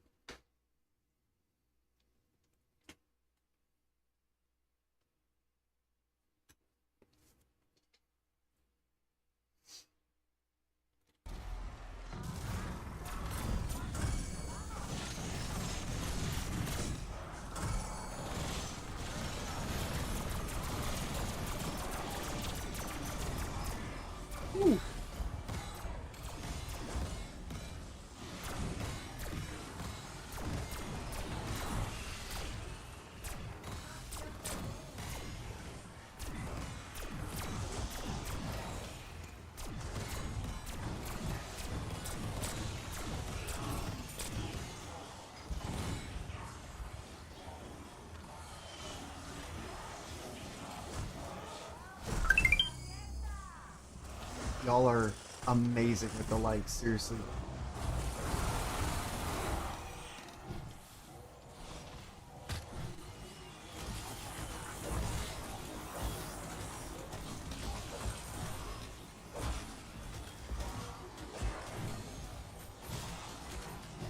Multitasking.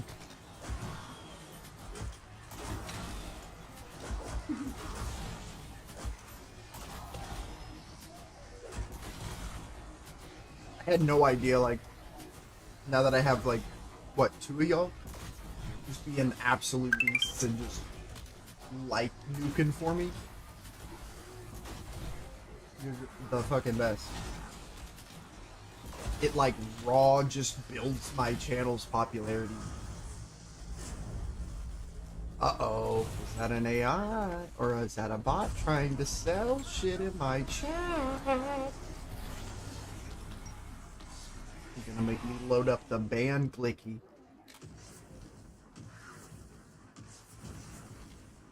Yeah, I really dig it.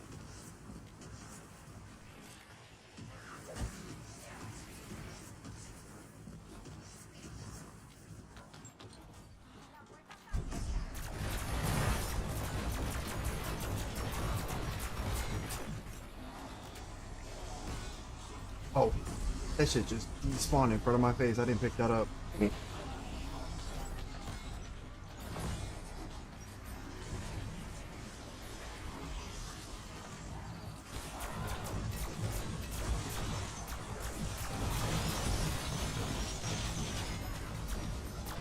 Fairy of a Queen. Welcome, welcome.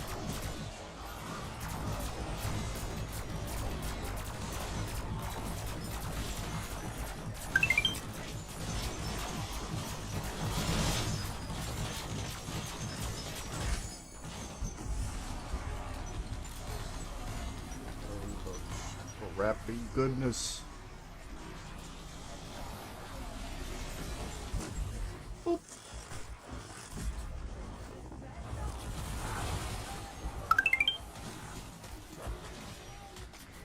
Hell yeah.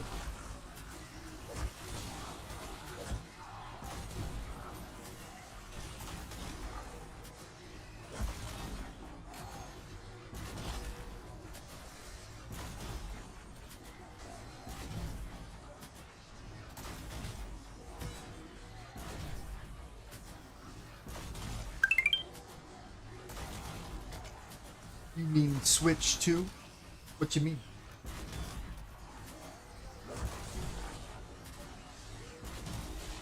I can't wait till I get a Switch 2.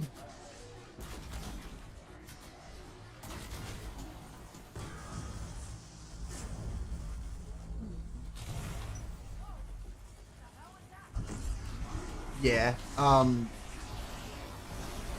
even if it's just to, play the new DK game, it is bad.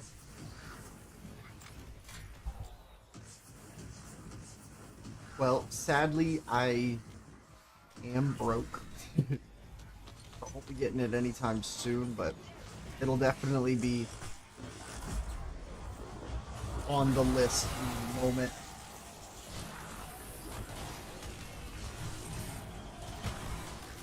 I got money.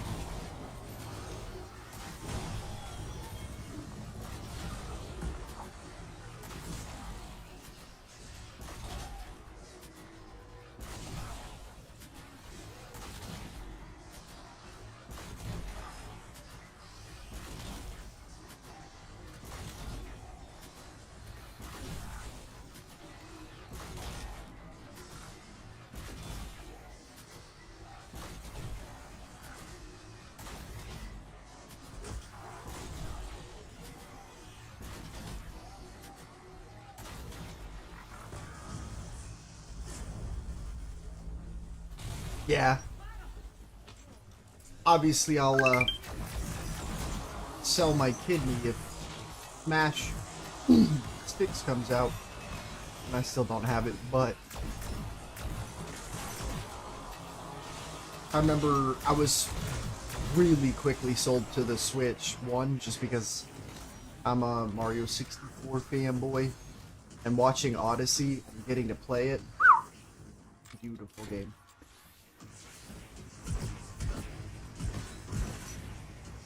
Jaden, welcome to the live. Hope you enjoy your set.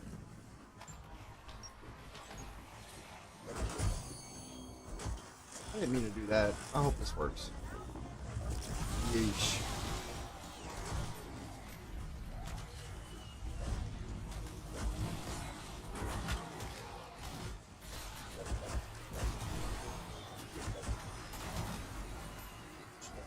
Ow.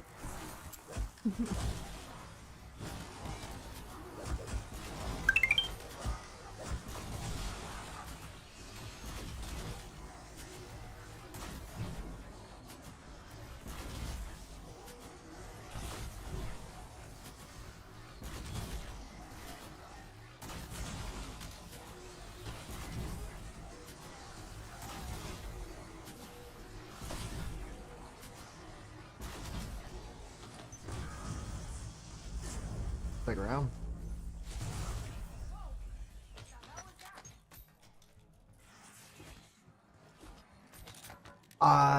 Very sadly, he has a Yu-Gi-Oh tournament he's going to every Wednesday.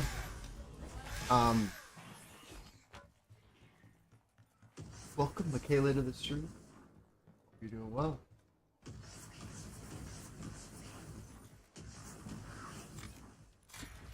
But I can do some outreach because I am definitely fiending some Shmi-ish burritos.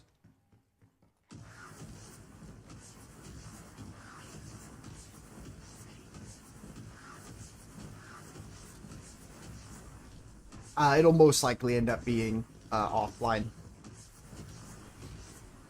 Just because I stream to so many platforms, the online experience is pretty rough. Welcome, Brody Bernstein. Excuse me, that's gross.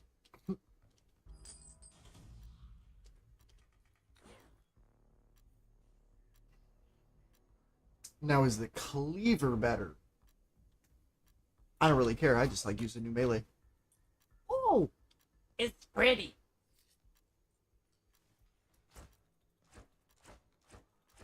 I like that. I like that a lot.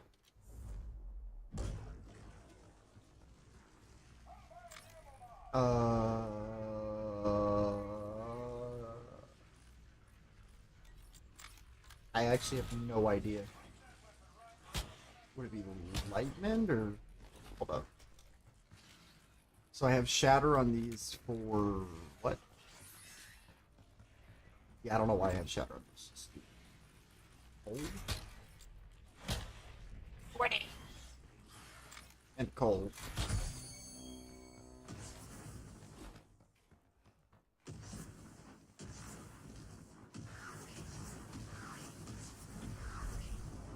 Captain Cozy, welcome, welcome.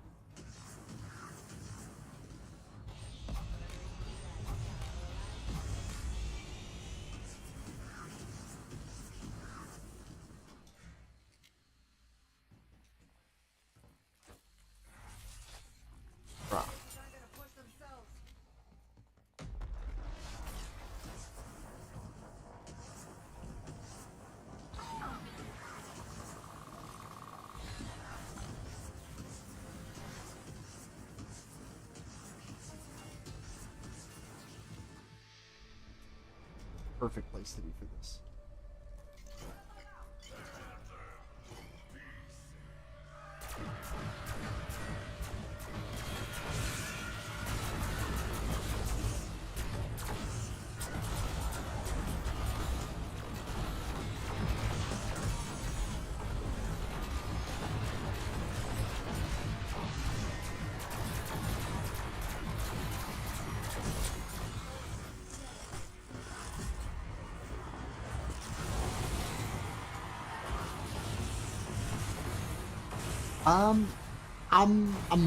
I'm definitely more of like a competitive variety streamer. So like, depending on what really holds the views or what I'm feeling is what I'll end up doing. Because I've learned that through a lot of different like a lot of specific content routes I've tried to go for, it's led me to sort of getting like deadlocked and not having a drive to play anything. And so I've decided to just start selling myself as myself here. I really hope I don't down here.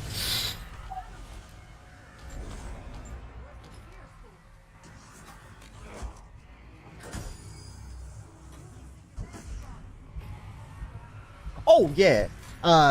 Ironically, my dream is to do something like that because I don't think I ever mentioned I am a certified broadcaster for ESEA, which is the like esports division of like athletics and stuff. Yeah, I gotta pull up my old caster reel for you here in a minute, because I love yapping about it.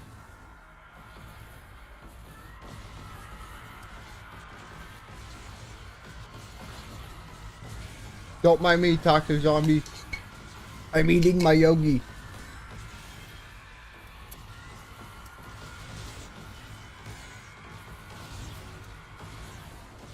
They are none the wiser. What a round. Oh, yeah. That makes sense. For Hundo, welcome back.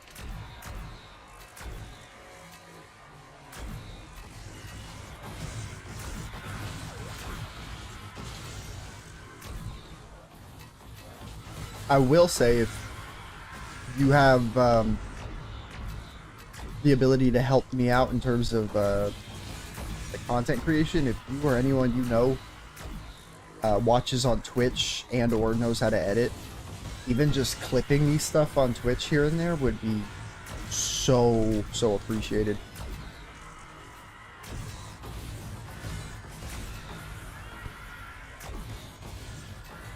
Because right now I got a pretty nice mental setup for how things should go down in the next probably like 5 years for me. Spirit, welcome. In a dream world, I have it set up pretty damn well already. Yo, Elias, what's good? Yeah. On Twitch, you're able to like click on the bottom right as like any viewer and press clip, and it'll basically take the last 60 seconds, I think, of what was going on, and you can like edit it, name the clip, and then when you post it, it'll go in to my like clips collection. And the more of those I have, the easier it is for me to make like B-roll for YouTube videos that'll eventually add that permanent popularity.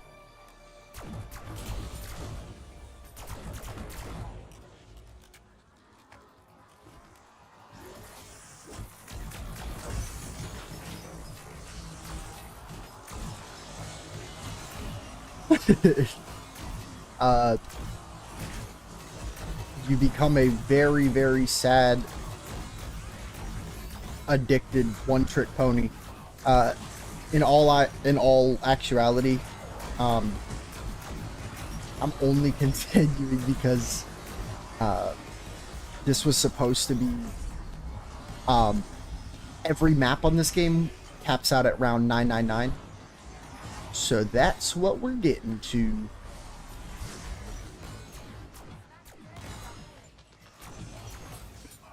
I feel like I got into streaming a little later in this this game's lifespan for me to like go back and do every other map because this is the second to last map in the game.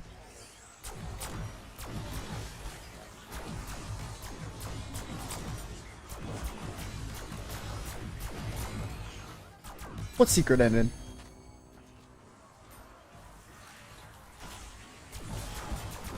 Welcome, Josiah.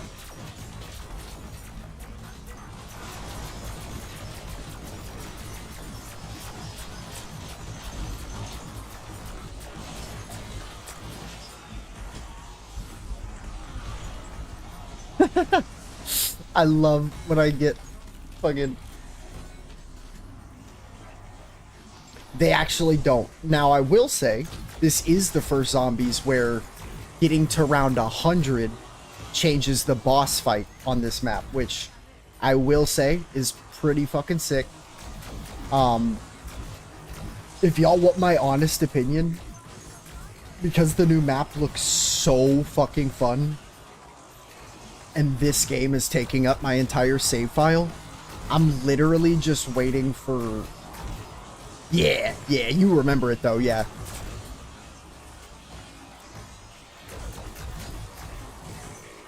My plan was to, if this was a flawless run up until now, to have like donation incentives for me to basically just quit this run by doing the Easter egg, like whenever.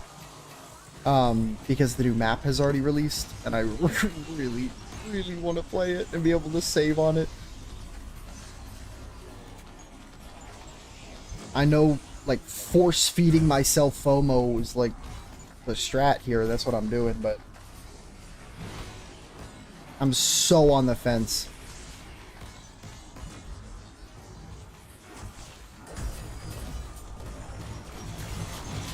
Yeah, if you remember, like, your old zombies, yeah, it ain't like the real deal. I'm gonna be honest, full transparency. It ain't like your old hard zombies.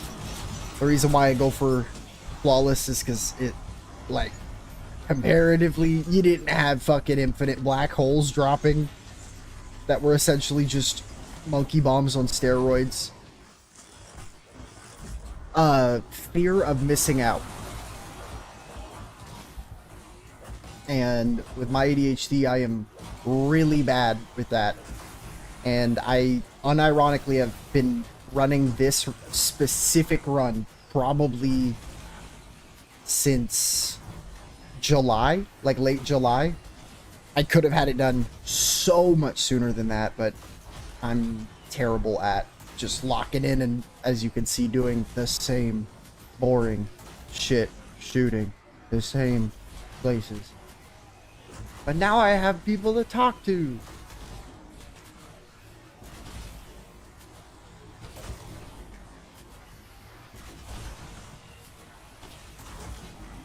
But yeah, if you want a funny ass clip, if you go to my Twitch and you find the stream that starts me up on round 810, I like dislocate my jaw just in awe like that for Lord knows how long. Welcome Vasco, welcome Goose. Hope y'all enjoy your time.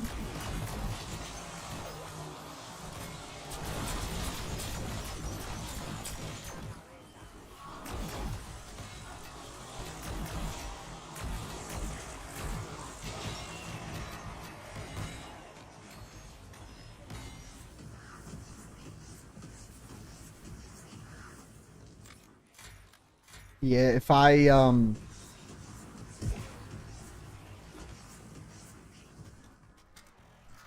Hell yeah, bro, thank you. Yeah, I'm live everywhere.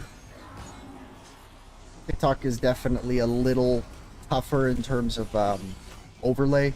So, if you do want the real stuff, the perp is the way to go. Please make sure to follow me on my socials. We're slowly but surely climbing.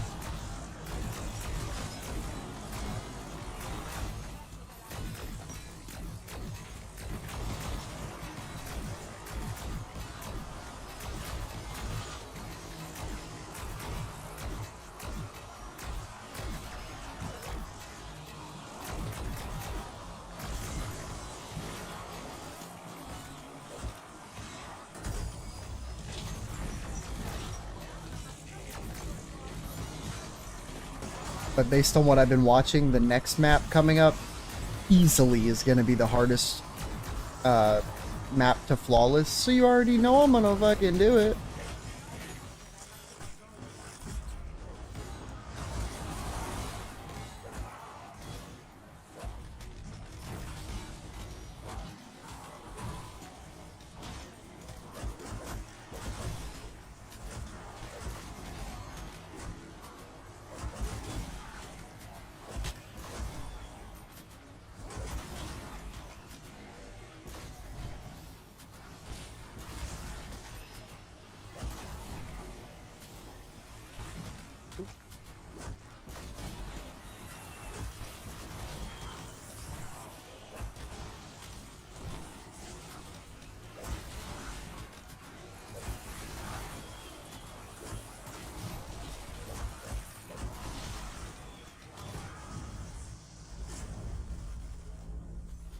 I knew it. That little man had no chance.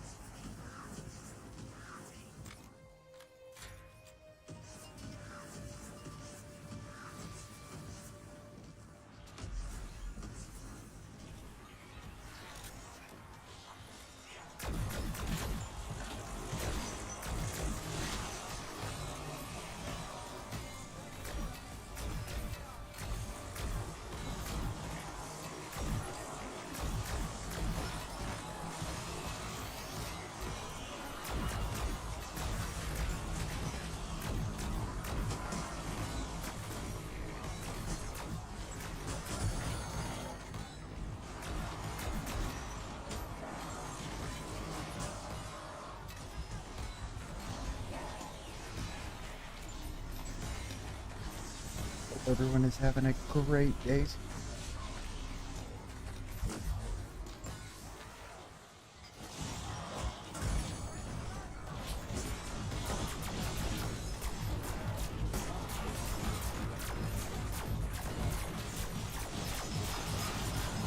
Jay the dog was good.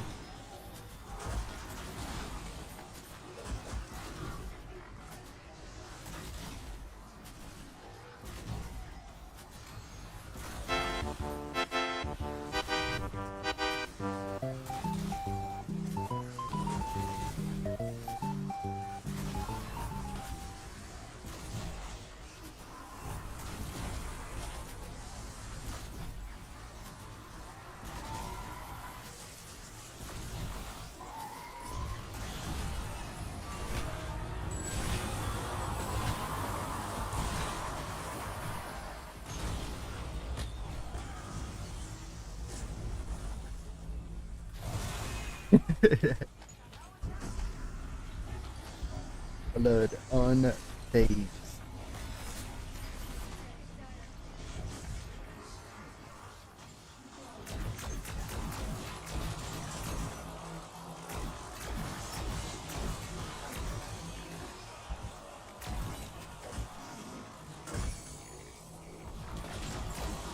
One sec. Oh, I got 28 seconds. Ah. Had to jump scare. Oh, did you follow?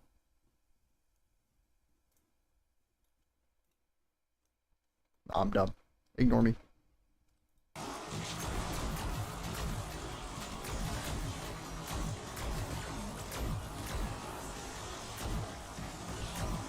I have, in fact. Many, many. Oh, Rare! Yeah, you were on... Weren't you in the stream last night?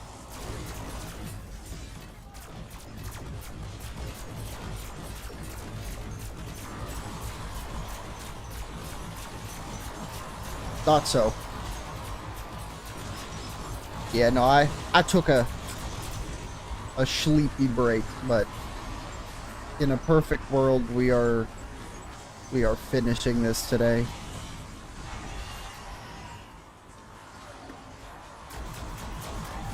But that is a lot of hours on the docket.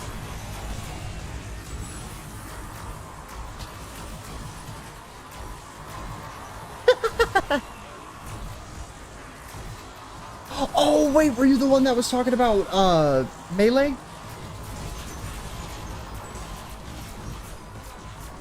If so, mad agree. Ult sucks dick.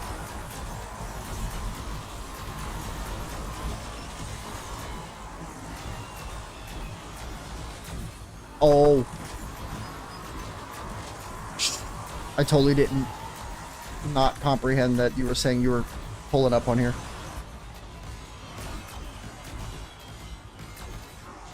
Oh, yeah. Oh, dude. Same. Absolutely agree.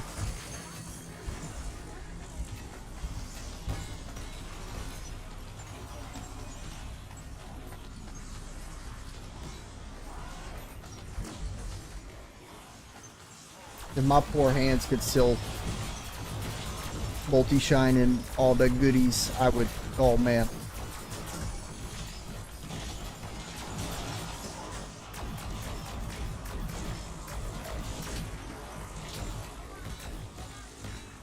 Yeah, there is a lot of stuff that auto-canceling, I'm assuming is what you mean, just feels very dumb and, like, almost fake.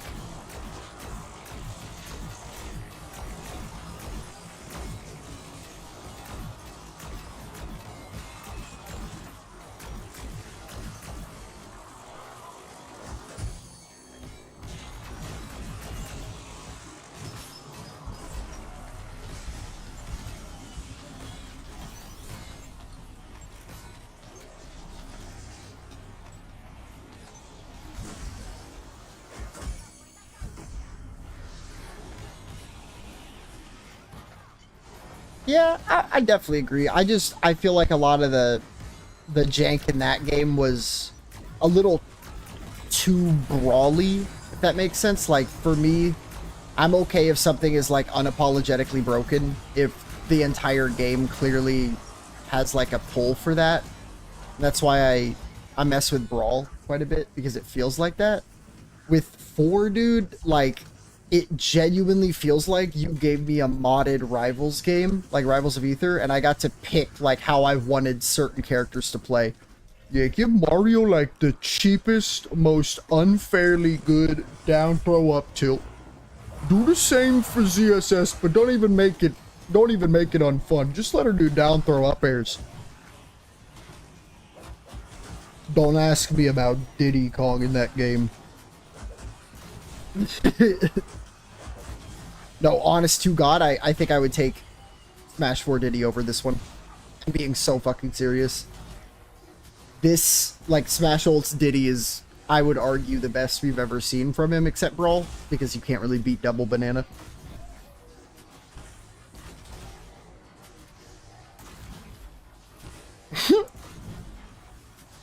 Thank you.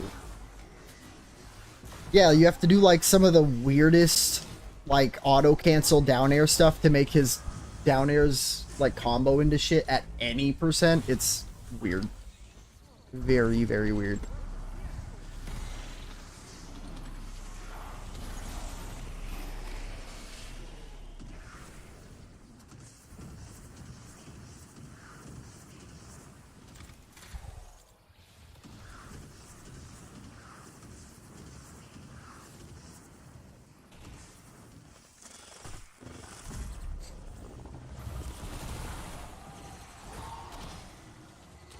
Yeah.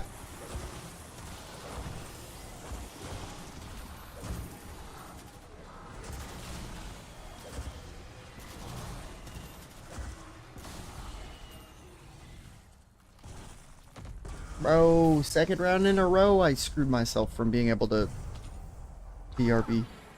A homie just want to go grab some Red Bull at the gas station. Is that too much to ask? Come on.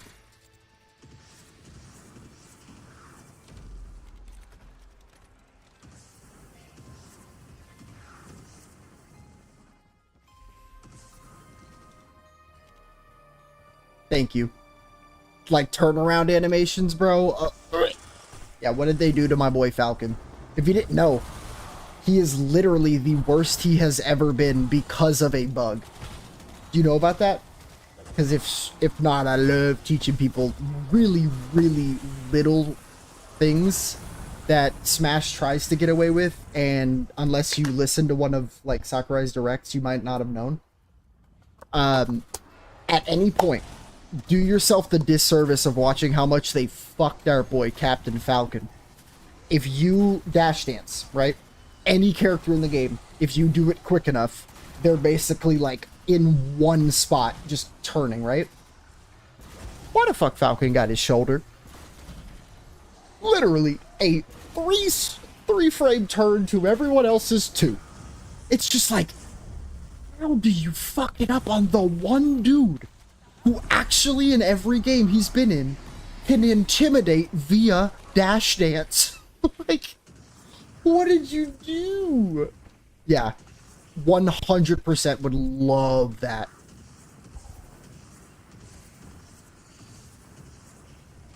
Ooh, the timing on that. Cannot beat it.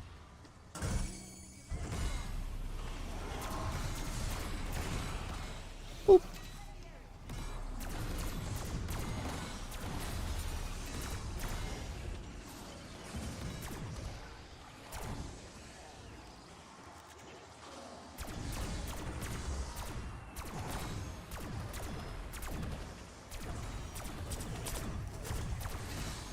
Oop.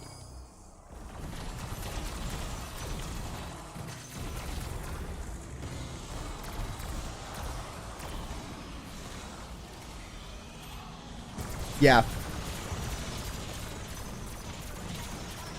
I will say the way that they've implemented pivot stuff, I honestly really like. Sorry, TikTok chat, I accidentally closed y'all. I will be right back with you guys after this round.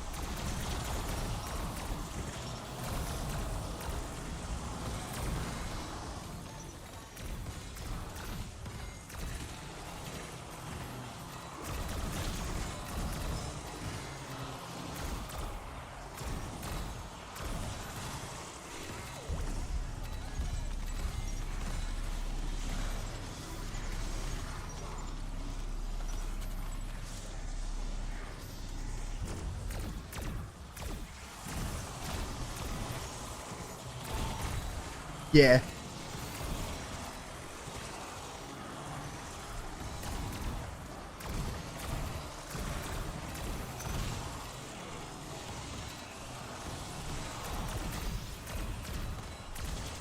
Hope everyone on TikTok is still doing amazing.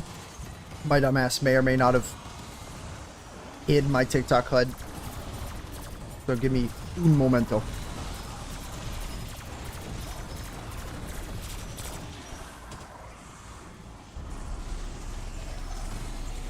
Yeah.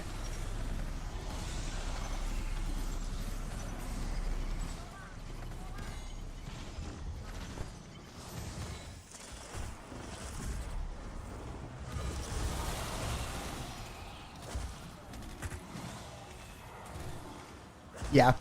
I completely agree.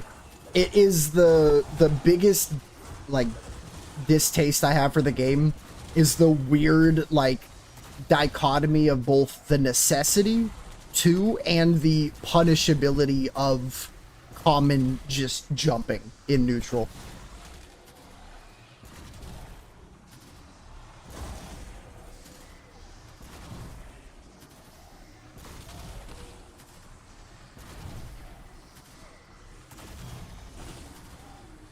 Oh yeah, dude, I'm a melee guy at heart who genuinely just don't have the fingers to L cancel, but loves every single other thing about the game.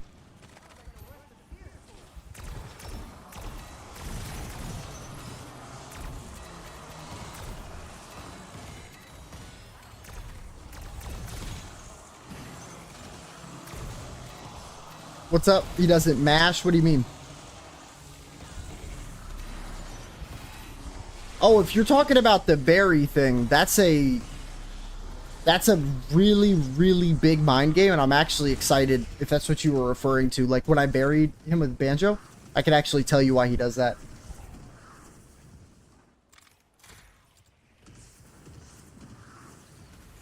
He does that on purpose.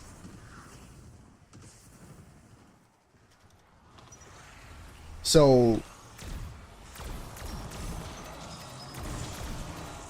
because the game is buffer based and not like melee in that case, who do you play in melee, if you mind me asking?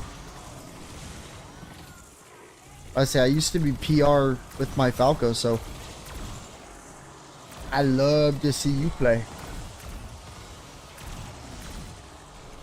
Oh lordy. Oh brother. Brother. You could pull up the motherfucking... No, you do not. You main top 2. I don't want to hear it. Yo ass just like HBox with that comment. God damn. You said, my moves are slow. Fuck my disjoint. Now I get it. Now I get it. No wonder it smelled so bad in here. No, I'm kidding. No, you see about the pal, right? You and me aren't pals if we go on pal. You understand? If I get my limp dick Falco dare out, you don't want it. You don't want my limp dick Falco dare. Oh, you ready for my shines? My shit. It does like 1/10 of what Shine used to do. My shit.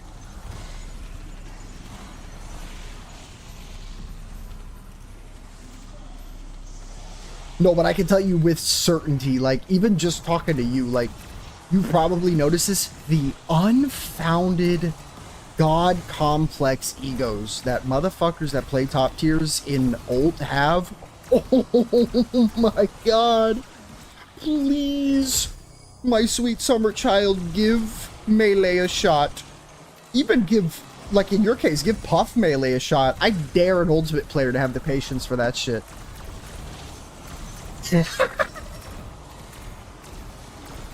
Bro, everyone's so good in this game, it doesn't make any sense. Proceeds to 0 to death every character in the game.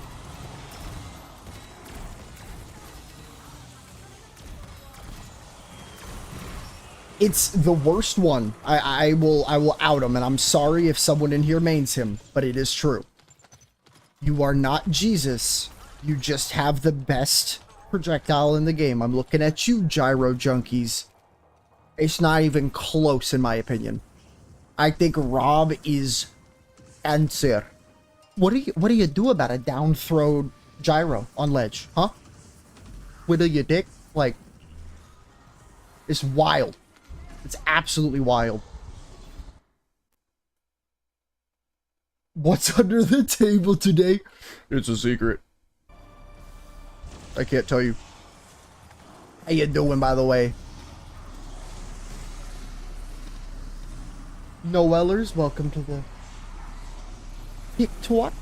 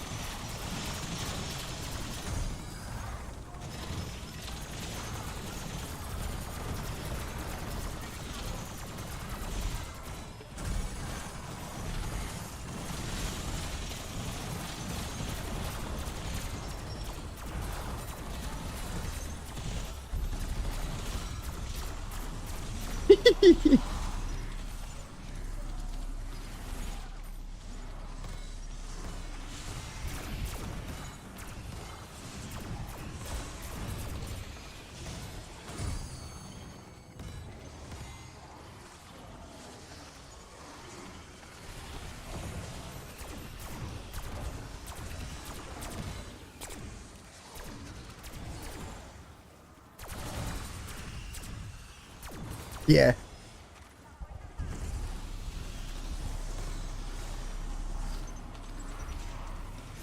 I'm so glad you put Falco into that list because like I play the motherfucker and the fact that people don't understand how good both Falco and Mario are, it hurts. It hurts so bad.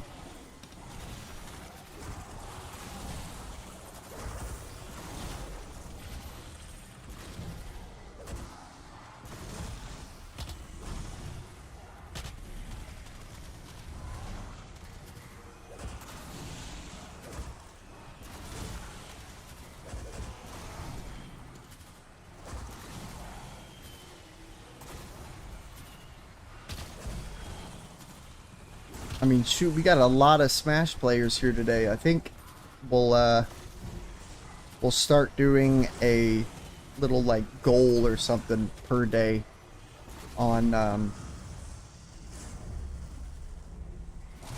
whether or not I just run up some quick play out of nowhere for y'all.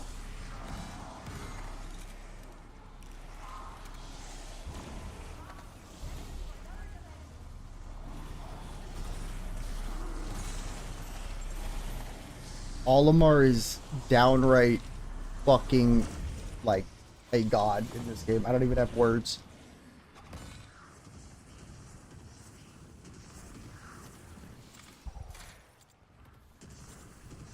Yeah, I agree. I could definitely understand that.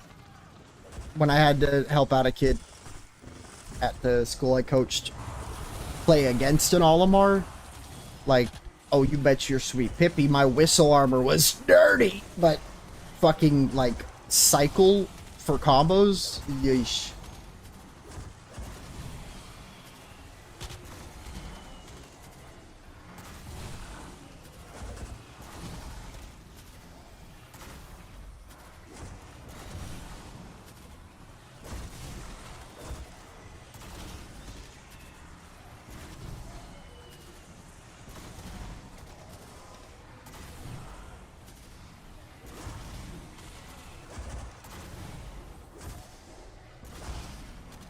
Even though Zago has a Yu-Gi-Oh tournament today, after this round, I'll save and quit on out of this so I have more of a pause timer and ask him just in case we can get some Smash rolling today.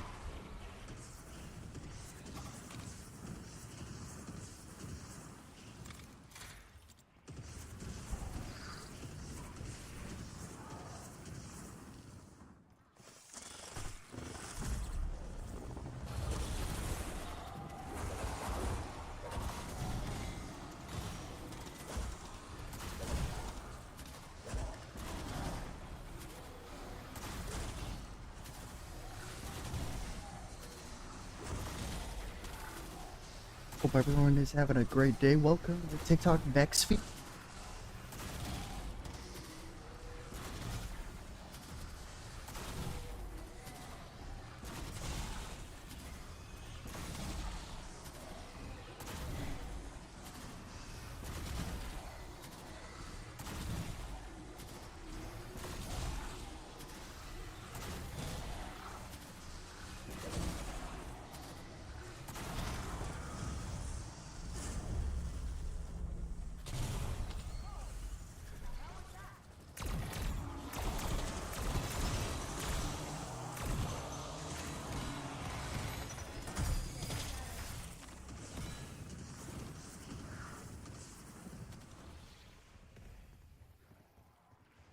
Sprinkle Blaster canceling doesn't work on my shield button. Are you talking about like the tech in general? Because I would love to teach you about it, because it is a very nuanced thing that you might be just like doing one thing differently than you need to, and it won't work entirely.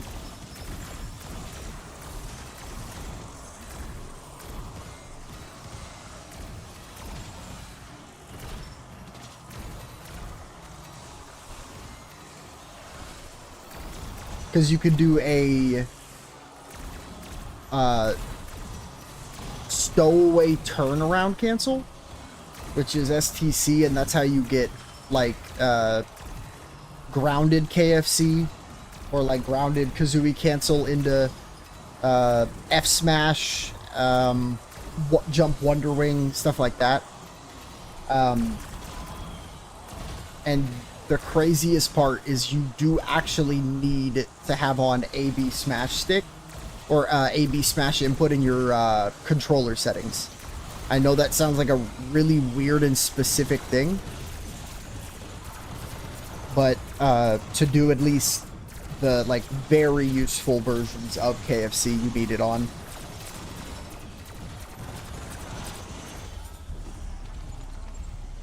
Yes, sir. Kazooie fast canceling. Ironically, I'm from Kentucky, and yet the person who made that name is not. So shout out to them.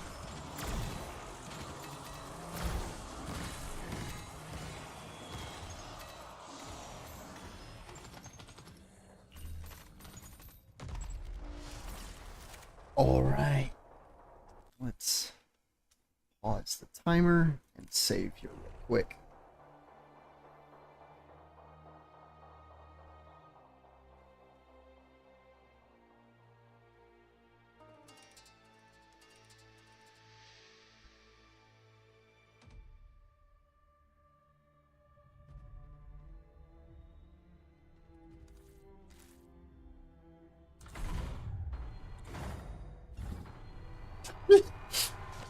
Best down taunt.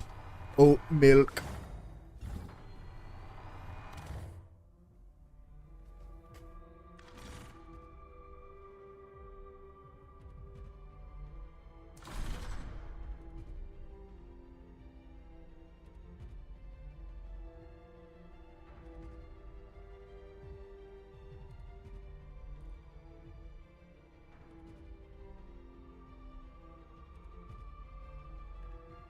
Yeah. Do you want me to show you it, by the way? Because I can real quick. I can pull up my Switch gameplay and run you through some options if you're interested. Let's do. Here it goes. Gameplay over top.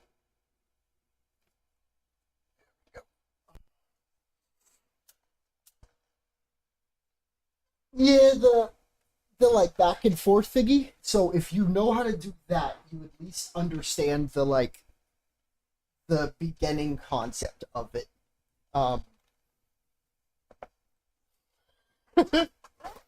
Fun fact. I broke my first ever FOBS snapback capacitor doing 11 consecutive. I also might have pulled a Hacks Money and permanently hurt my thumb from it. So, might be why I don't play Melee anymore. Yeah. Yeah. If you remember that infamous Twitter clip of the TAS one doing it to the Mario, that literally was only thought of because my dumbass posted in the Discord the day of that tech coming out, tomato face. Like there's a guy from the TikTok that's always like, yo, what's under the table? Bro, if he was there for that day, oh my goodness, I looked like I was getting the Gok 20,000. I was like,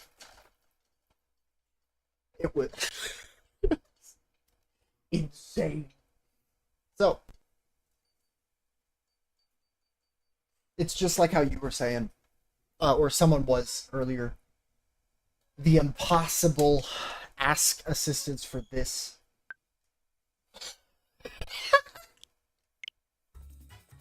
Oh my god. So, the concept of the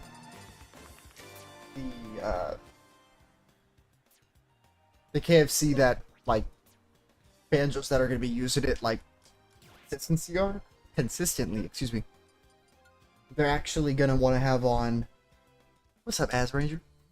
You're gonna need AB Smash on. That sounds really, really dumb, and it's because it is. There's like no logic to it, but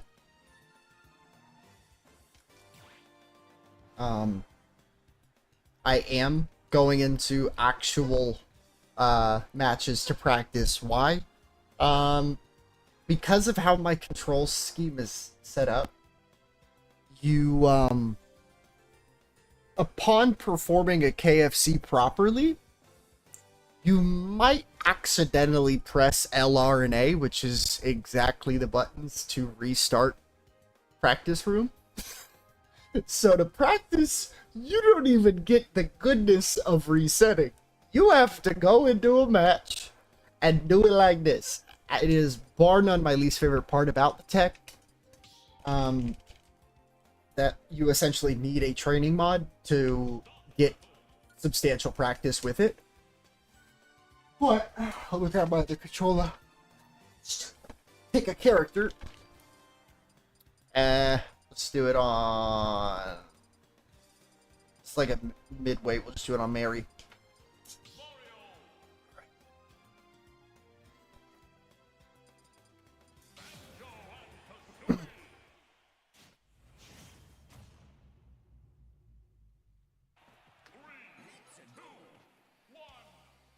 Ooh, it sounds like I'm gonna... Yo, get this baddie on my screen. One of my homies said he'd be able to hang out in about 45 if I'm down to run some Smash. Alright, so with Breagle, the whole mechanic that you're gonna be manipulating with KFC, or just canceling with this move at all, is understanding that we're breaking what makes the move bad. When you shoot and you try to turn, it takes that long. If I land, shoot, try to turn, it takes that long. For whatever reason, this was the first invention found. If you shoot and turn about, like, I don't even know, like, I'm pressing shoot turn about a fraction of a second before I'm touching the ground. I'm not holding them, I'm doing them right away. And that's like the base of KFCs, because you want to find a way for this to occur for you. You want to be able to shoot and then immediately get out of that shot. And the two ways to do that are landing turnaround cancels, which is abusing that land. Wait, what? Oh, no. Oh my god. Shh. Shh. I totally forgot. I didn't know you couldn't see. I'm so sorry. Alright. Let's put audio on. I am a bot. I am a bot. One sec. Because I want to make sure y'all can hear the game. Yeah, you are. Good. So, I'll reset that then. You know how when you normally shoot and you try to turn, you will end up with a pretty slow turn? We're going to be building all the fundamentals of what I'm teaching off of the fact that if you are landing and you shoot and turn, right before landing, you do a let go, flick, let go. You'll get a turn instantly. And we're abusing that concept because some psychopath found that you get that exact same interaction from A-B smashing. Now, you couldn't tell I did anything different than that, but it actually does. So this is me attempting a KFC without it. It does nothing. And this is me attempting it by pressing A and B, letting go, shield 1, hold, flick, walk for more than 1 frame, but no more than 4, up and to the left or right, depending on which way we're turning. And then by the time that is neutral, very quick, just you want to make sure you're holding the left shield. Now, there's a lot of mess ups you can have. You're not letting go of the stick too quick, which leads to a roll. I said it leads to a I practiced them too much. It's hard to fuck it up. Wait. It can lead to that. That is not you getting the tech wrong. That is, I'll repeat, that is not you getting the tech wrong. You literally need to double bind shields and know that the only rapid movement you need to do is AB let go. Everything else has a little bit of time to it. So AB R turn. AB let go R turn. AB let go R turn L. And by doing that, you are shield locking. Why is that a big deal? Because then you can do shit like this. We're laddering, we're laddering. Oh. We're laddering, we're laddering. Rich. Combo. At any percent. I don't know if Wonder Ring's true at 0. I think it is, yeah. That looked true at least. So yeah, you now have ways to literally combo. And this is one of my favorite techs to do if you run one of these. You're not approaching. Ooh, wait.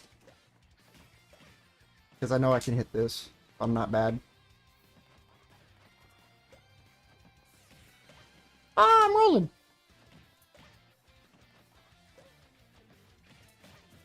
Ah, a lot of inputs all at once. But as you could probably tell, the fact that this character's been out for almost a decade, and this tech being as specific as it is, you still only see like 10 people ever do it. It's wild. It genuinely makes no sense to me why A, more banjos don't do it, but B, just like I'm bad at doing the instant one, but if you have smash stick on, it is a done deal for you. Ooh. There you go. True into F tilt. Obviously, as you get higher percent, the quicker you can do this, ooh, the quicker that gets performed in a perfect scenario with a pop-up and a KFC. I am plus 38. So, yeah. Also, you probably already know that I can't do it more because I will hurt myself.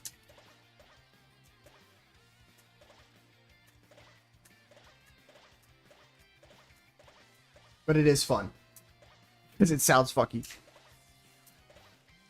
Or Kazooie getting the whatever's happening there. But yeah, no, hands down my favorite character just because of that. Beautiful. Try doing 3. Bang. Oh, like the turnaround one?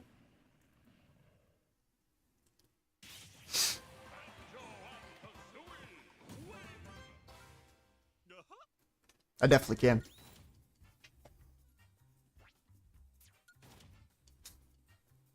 Let's see.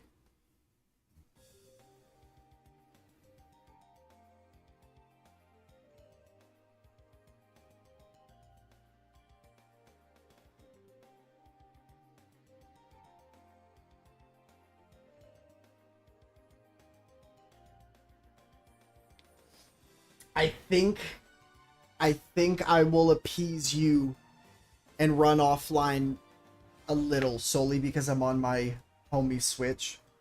My Switch being this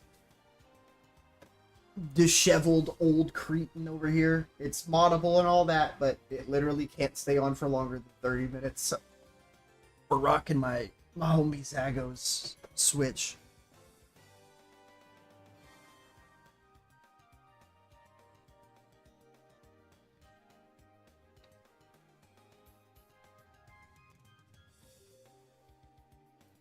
But all that means is that we get to fucking smurf. Because nobody's in Elite on this, I don't think. Oh yeah, no, it definitely is. You can like outright hear it. It'll literally, when you turn it on, it'll go, It's so funny. I need to see. Ah.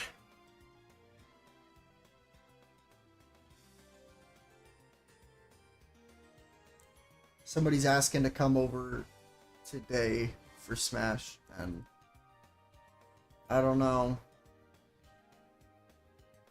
No, for real. And plus, being able to cry tears of joy with the lag from people at low GSP kind of goes dummy.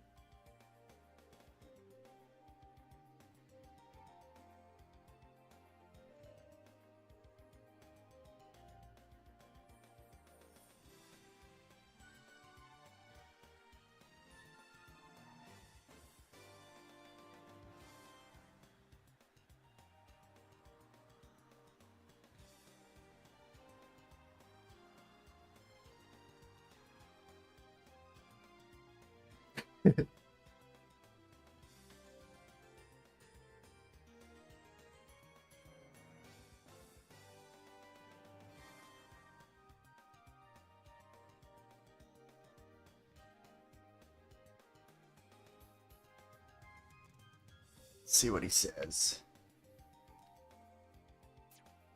Do I have online connected? I do not.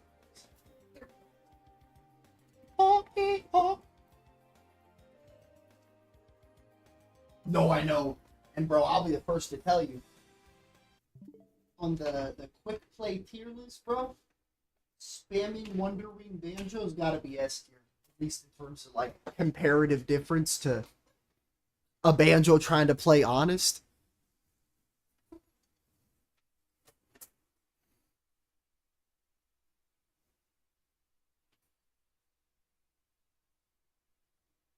Oh, we ain't even gonna.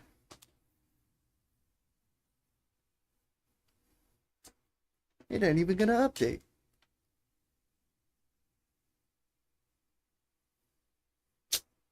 Well, that's a bitch. I know, I'm one of them. I have to turn it off and turn it back on and all that shit. As much as I want to play, I know I have to be responsible boy and play on my run. I'm seeing if this dude will be free and be willing to hang for like 2-3 hours, just not as long as we normally do, because that dude will pull up and we will play for like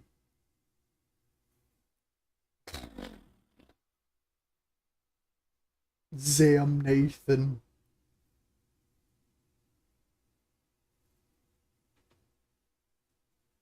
Ba-dum-bum-bum. But I will get everything back to Batty back on screen. BRB back on screen.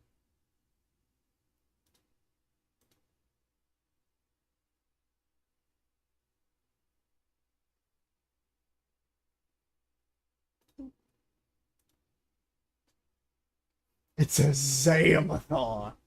I like that. I fuck with that. Just beat the shit out of my poor water bottle.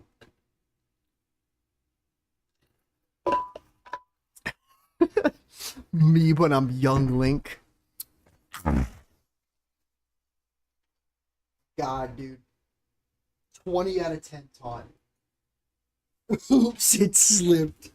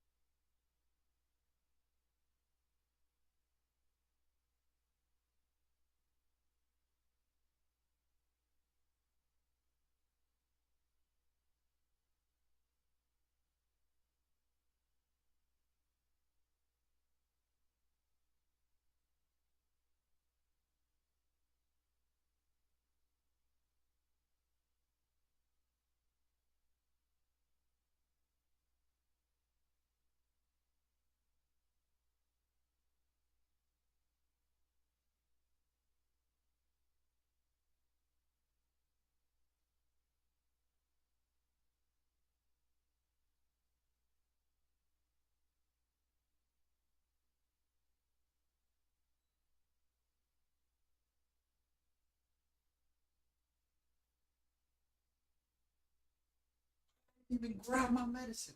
Also, wanted to let you know, you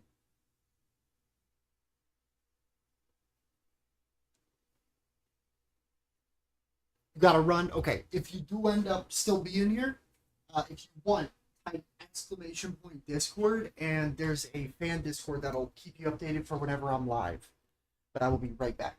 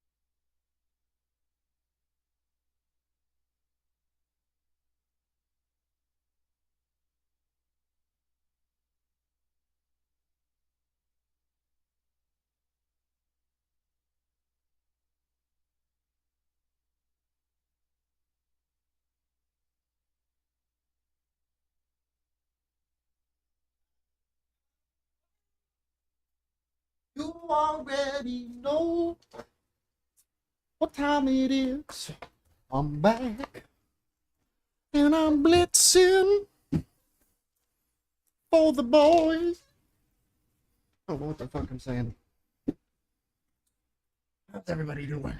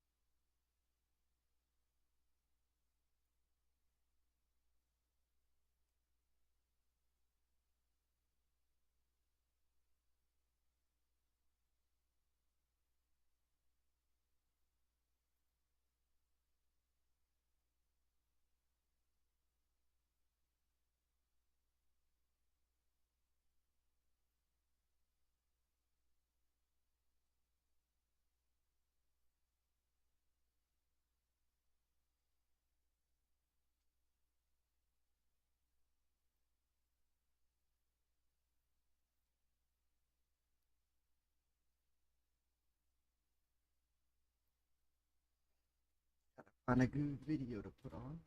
Of Trilogy had fewer noticeable issues with the small visual stuff or the unusual sounds, with them either being present or sometimes missing. It had the same roster, the same modes, the same everything really, which does bring me to an issue that both of these versions had, and that is load times. Load times were really annoying in Trilogy, and you had to load into getting into a match, you had to load into the versus screen, you even had to load and wait if you wanted to do a Shang Tsung morph. It was hands down the worst thing about these ports, but sadly, CD-based games all seemed to have this problem back then. Trilogy wasn't the only game that had this problem, but it does seem, however, that there were things in place to try and limit that load time. If you went to the options menu, you could actually change the character select screen. You could remove the versus screen. You could even alter the Shang Tsung morphs to different levels to reduce the load time mid-match. I gotta give the team credit for this, because it's clear that the load time was considered in development. I mean, it was hard to miss, so having any options at all to try and limit it, that's a nice touch. This version of Trilogy is, from a casual level, often the most preferred, as it has the most content, the clearest visuals, and the most distinct soundtrack, which was kind of just a pitched-down version of the Mortal Kombat 2 and 3 soundtracks, but it was still really good. It was something about the ease of access with the PlayStation, the fact that so many people had the console, obviously the multiplayer aspect of it, and the smooth controls of the PlayStation pad. I think a lot of things were just going well for this version. It just, sadly, suffered heavily thanks to the load time. Now, the N64 version is where things take a pretty substantial turn. It is different in many ways, while keeping the fundamentals of the giant roster and familiar faces. However, in many forms, this version is extremely different, almost entirely due to the difference in hardware. The first thing about it is that it has less characters. The alternate versions of Raiden, Jax, Kung Lao, or Kano are no longer present, and neither is Kintaro or Goro. Male Chameleon is not in this version, and is instead replaced by Female Chameleon, accessed differently as you have to input a special code in the story screen. From there, you can select Chameleon in Character Select, rather than the old version of selecting a ninja and holding a sequence of buttons. Another thing about this version is that the visuals are not as crisp, and the music is substantially worse in quality. This stuff, however, is again due to the difference in hardware, so a decline in visual and audio quality is not something that's particularly surprising. The one benefit to the cartridge system of the Nintendo 64 did mean, though, that this version has no load times. The N64 had a 3v3, where you could pick 3 characters each and jump into a much longer battle, a mode that a lot of people favoured. Now, I already know what you might think here. It has worse visuals, worse sound, a smaller roster, so this version is just bad, right? Funnily enough, it tends to actually be the preferred platform of Trilogy with the competitive scene, because mechanically, Trilogy on the N64 plays completely different to the others, and actually provides an experience you can only find with the N64 version. A fun fact about this is that it sports one of the most dangerous or broken versions of Sub-Zero in Mortal Kombat history. You see, instead of having Unmasked and the classic Sub-Zero in the same roster, this version of the game actually combined the two, where you have classic Sub-Zero with his relaunch combos, his amazing slide and the ground freeze, but they also gave him the Ice Clone and the Ice Shower from the Unmasked character. This one's often referred to as Super Sub-Zero because he is totally ridiculous at high level. But speaking of high level, this is where the N64 version heavily takes off into its own thing. A major difference with this and the other versions is that attack frames are heavily different. Many attacks have different levels of recovery on block or hit, and it actually changes the meta of how the game is played competitively. Something as simple as a low kick or a high kick has less recovery on the N64, which makes them more usable buttons. The game changer here is how low pokes are dealt with, something like a crouching kick or a crouching jab. In other versions of Trilogy, or even Ultimate or Vanilla Mortal Kombat 3, these low attacks were mostly used as a one-off get-off-me tool, something to interrupt an opponent's jab pressure, to give you some breathing space. But in this game, these buttons actually give you free pressure if you're fast enough. And being able to hit a low attack, gain plus frames, and then go in to start your own offense, it's an entirely different dynamic to what the other versions provided. Now, I've covered this version in detail in previous videos, and it always gets me thinking about the same thing. When I was asking Trilogy players about the different versions, I usually was told that this is their favorite version, because it's different mechanically. It gives players a unique experience, and it offers something more than just a bigger roster. It is how different the N64 version plays for experienced players that it has often made this game the version of choice.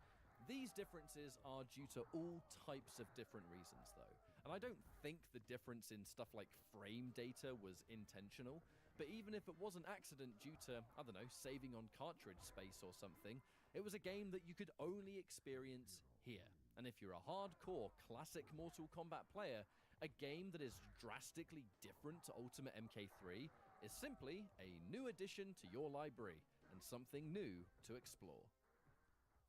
And finally, my personal favorite version, the PC port.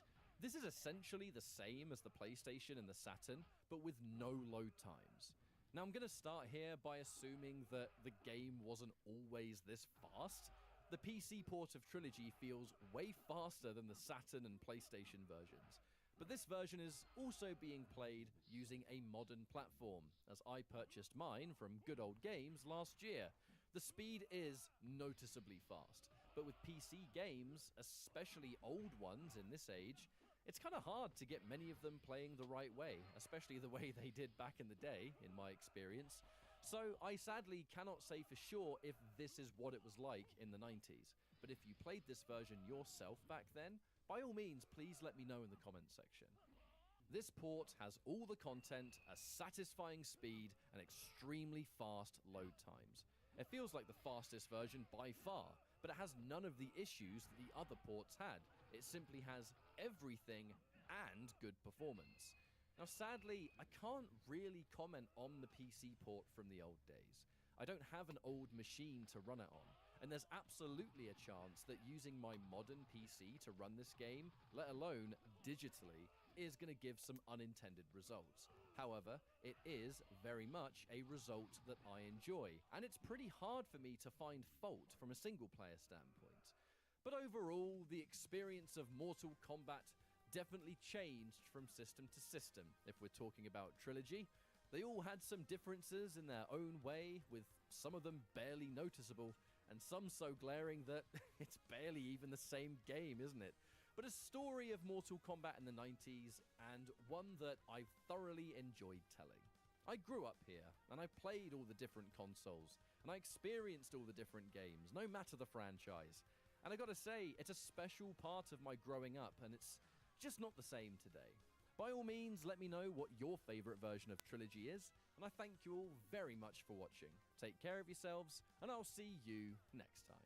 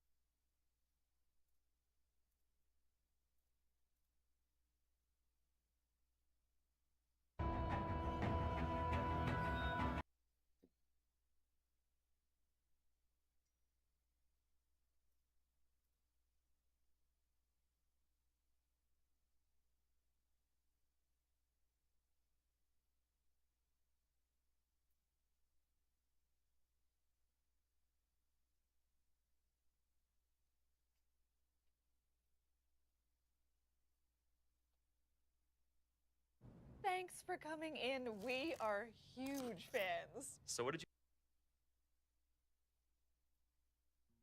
What's going on, guys? Living Zombies here, back with another Pokemon Go video, and in today's video, guys, we are talking about the final main event of the month, which will be the Sun-Kissed Shores event. Now, I told you guys when we got that content update, this to me kind of sounds like a beach week event, so featuring a bunch of water-type Pokemon, and that does seem to be the case, and one of the water-type Pokemon featured in this event is a brand new Pokemon from the Paldean region, and its shiny will be released too. So yes, shiny Dondozo is one of the big features for this event. So yes, Sun-Kissed Shores happening on August 25th at 10 a.m. local time and lasting until August 31st at 8 p.m. local time will be featuring the release of Dondozo and its shiny. So what else is featured in this event, guys? And is Dondozo going to be a spawn? Well, I knew whenever this Pokemon came out in Pokemon Go, it more than likely would be raid locked. This kind of is like a raid Pokemon for Pokemon Go. Kind of similar to Turtonator and Delmise. So yeah, the Dondozo is not a featured spawn, but there are some pretty cool spawns. Yo, Jay the Dawn, what's good, bro? How you doing, man? Psyduck, we got Shelder, Meryl, Shuckle, Wingull, Tepig, Helioptile. The Oricorio are featured, but but they are still going to be region locked. So for example, Pom Pom style still going to be spawning for the Americas. The Sensu style still going to spawn for the Asia Pacific region. Sounds So right those are time. not going to be spawning. Hope you're doing globally, good, Jay. unfortunately, but also Some goat came into the chat like early this morning and just dropped a galaxy on me. Spawns. So in terms of the spawns, Hell yeah, dude. only one is Hopefully the stream went well for you, bro. Executor. So what are the event bonuses, guys? There's only one. I fuck with your like graffiti design of your name. I really want to get a profile picture. You get the Dondozo, of course, along with a Alolan Raichu and a Alolan Marowak. Dondozo is in those 3-star raids. Now, all three of these Pokemon do have a shiny rate of 1 in 64. I'm sure that Dondozo is not going to be a full odds shiny since it is locked behind raids. So a 1 in 64 shiny rate is to be expected. 1-star raids, the return of the Visor Slackoth is coming back too. That costume Pokemon, I believe, did debut last year for the Slumbering Sands event. So if you didn't get it last year, you might get it in 1-star raids. I'm assuming since it is going to be in 1-star raids only, it might be shiny boosted too, so a 1 in 64 shiny rate. And already, all forms of Tatsugiri are returning. They are still going to be region locked. Good stuff, my man. It is a good time for them to return because Tatsugiri I know TikTok can be a and bitch Dondozo sometimes. do work pretty well together. At least in the main series games, they do. Now, in terms of research, we got a time research for free for 10,000 XP, 7,000 Stardust, and some event-themed Pokemon encounters. We'll see if Dondozo's in there, maybe the Visor Slackoth. And then there's a paid research for $2 for 4,000 XP, 3,000 dust, Pineapple Berry Bag, Avatar item, and more. And there's another $2 research for 3,000 Stardust, 2 premium passes, and encounters with the Visor Slackoth and Dondozo. And yes, there will be some field research for this event too for event-themed Pokemon, so I'm hoping that the Visor Slackoth is in the field research too, and I definitely am hoping for the Dondozo to be in the field research, but if the Dondozo is in the field research, it is going to be more than likely win a raid task. So look out for that task because you might see it during this event. But yeah, guys, that does summarize the Sun-Kissed Shores event. I think this is a Welcome to another episode of Facts and Glitches. This is a I have to series go where I grab a showcase some pretty weird things I've G Fuel learned about from Call the of Duty fridge. in my 14 I years get of playing this exhausted. franchise. So sit back, relax, and enjoy the video.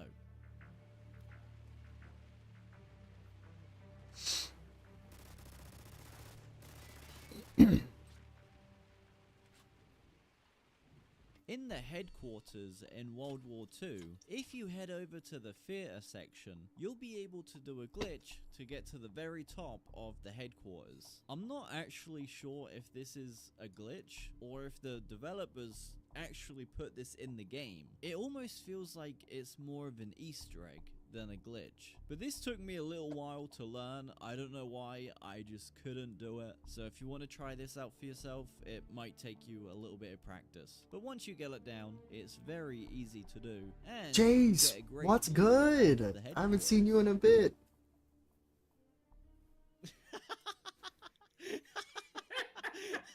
That's going in. I'm just trying to get like all the angles. I was not expecting that.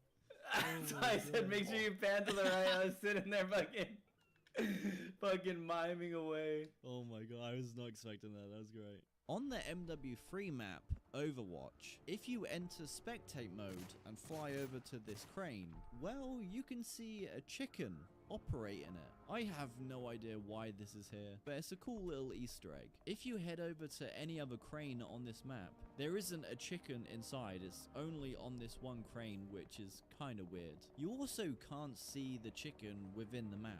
The only way is if you enter spectate mode. This kind of reminds me of that Easter egg on Lockdown, the one with the teddy bear in the window. It's very similar to that. There was a fake Easter egg back in the day on MW2.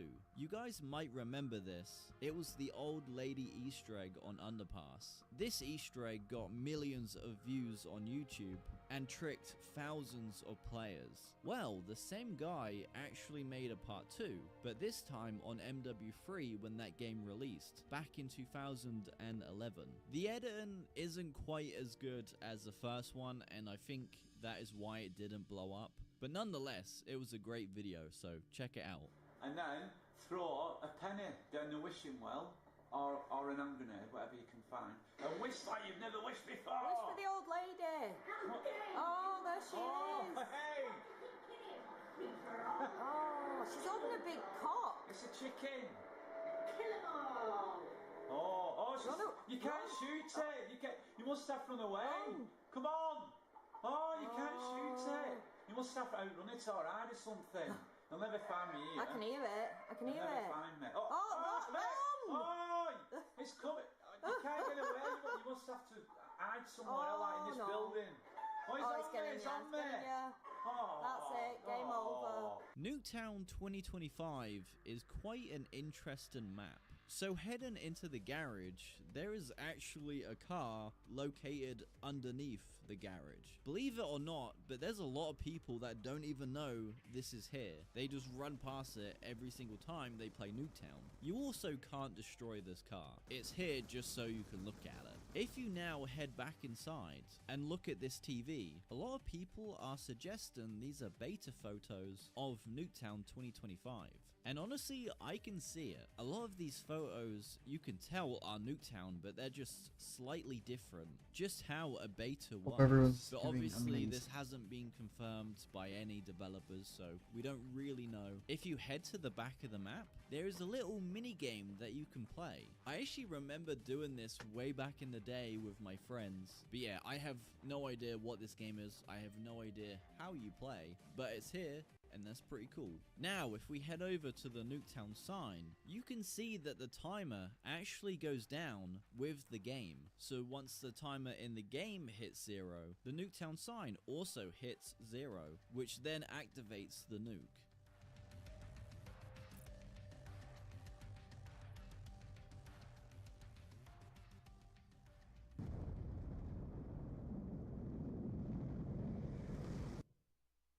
On the Special Ops mission, War Drive-In, if you head over to this house on the left, you can jump onto this light, then jump onto this bush, and then onto this little ledge. From here you can then jump onto the roof. You can see inside of the house, but you can't kill any of the enemies, so this is kind of pointless. So if we instead head over to this bush, we can jump on this invisible barrier and make our way over to the other house. Now head over to the back of the house, and once again, jump onto this bush and make your way to this house. From here you can jump out of bounds and go explore. This Special Ops mission has been taken from one of the missions in the MW2 campaign, and you can go back and explore all of that. Honestly, this is a really easy glitch to do. I highly recommend it. It's a ton of fun, and there's so many different things you can look at. But while I'm showing you this glitch, I just want to let you know that I'm on the road to 100,000 subscribers. So if you're new around here and you're enjoying this video, please consider clicking that subscribe button. It's totally free, and you can unsubscribe at any point. I have some great videos in the works, and I would hate for you to miss out on them. So yeah, make sure you subscribe. This next one might actually be my favorite Easter egg of all time. But on the Black Ops map, Hazard, if you head over to this house and look outside of the map, you can see in the pool there is a piece of poo just floating there. I just know the developers had so much fun with this little Easter egg. I can just picture them in the office just laughing at this piece of poo. So yeah, this is one of my favorite Easter eggs. I don't know how I never knew about this until recently, but yeah, it's just a piece of poop chilling, having a good time. Have you ever been playing drone on Black Ops 2 and you've seen this tunnel? Well, I remember playing this map when Black Ops 2 first released, and I always wondered what was in this tunnel. Where does it lead to? And I actually remember there being a ton of rumors back in the day that this would lead to like certain maps, certain Black Ops 2 missions. I think there was even a rumor that it would lead to transit. I don't know what I was thinking, but my dumbass believed all of it. Well, using mods, we can actually see where this tunnel goes, and the answer to that is nowhere. Obviously. After you go around the bend, it just takes you out of bounds and there's nothing to look at. So yeah, if you have ever wondered where this tunnel leads to, there is your answer. Honestly, this part of the video was just for 12-year-old me. On the World War II map, Gustav Cannon, you can actually do a glitch to get out of bounds. First, you need to come over to this area with a buddy. Stand on opposite sides of this box. You now both need to jump at the same time, and then you need to jump one more time, and this will sort of merge you out of bounds into this little area. Now just head over to the corner and strafe over to this tank. This will place you on a invisible barrier. Now just jump to the corner of this building, and you will have a great height advantage into the map. I've been playing a lot of World War II lately, and it turns out this game is very broken, so expect to see more facts and glitches on World War II.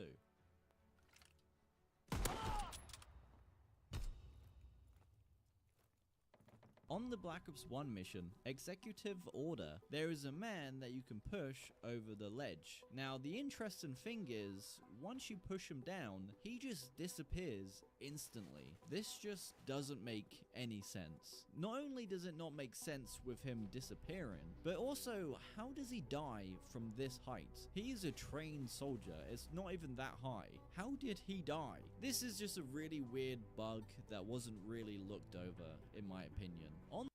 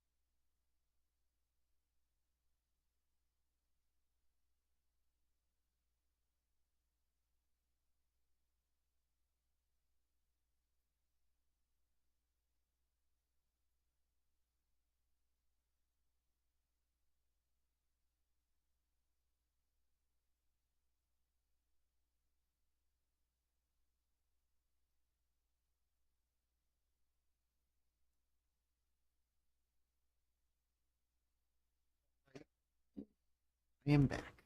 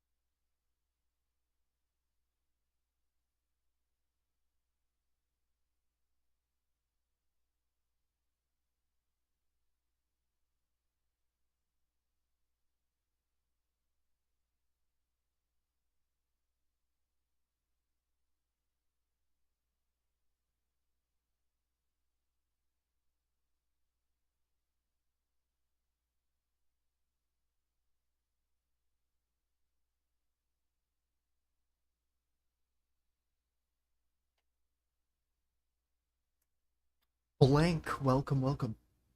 How you doing?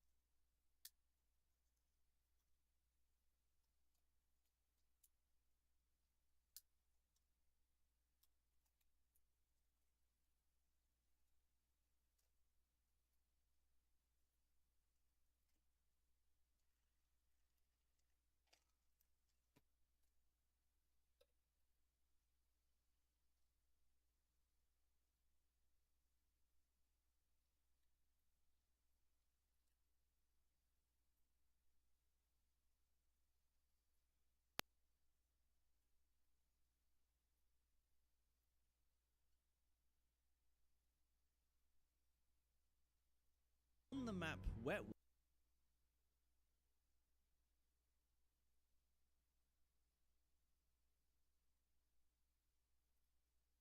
Meet me at VidCon. I'm going to McDonald's. I'm going to McDonald's. I'm going to McDonald's. John Michael Kennelly is said to have not been the best student in school, rarely if ever paying attention to his classes. It's likely because of this that he ended up unemployed and relying on his father to pay rent at age 43. To socialize, he'd go to local community events, where on one occasion, he tried to ask a teen's parents to visit their house. Under the username SpecialGuy29, he'd strike up an online chat with what he thought was a 14-year-old boy. Kennelly, claiming to be a 29-year-old teacher, did not hold back with his obscene messages. And just 1 hour after meeting for the first time, they arranged a get-together. To further confirm his intentions, Perverted Justice asked him to come over wearing nothing but underwear, but John did not wear underwear, so when he pulled up to the Sting House in Washington, he ended up getting into his birthday suit, only to be met with Chris Hansen. Could you explain yourself? I'm sorry. The show hadn't quite taken off yet, so John assumes Chris is the boy's father. Your son IM'd me, and he told me to come on over. That's how you know this is old, when the term DM wasn't invented yet. How old are you? I'm 29, sir. 29. And what do you do for a living? I drive a school bus. You drive a school bus? Yes, sir. And you're a school bus driver or a teacher? Teacher. You're a teacher. God, even in his head he can't hold down a job. Early on, they let the Predators leave without facing legal repercussions. But John almost single-handedly told them this was not a good idea, cause less than 24 hours later, using the same account as before, he scheduled to meet up with another decoy at a McDonald's. Chris was in utter disbelief. I have been in television for 24 years.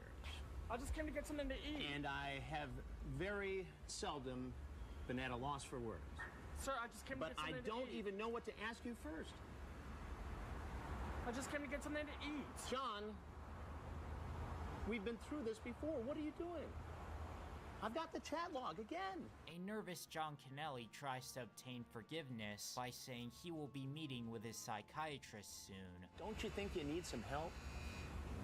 I'm seeing a psychiatrist.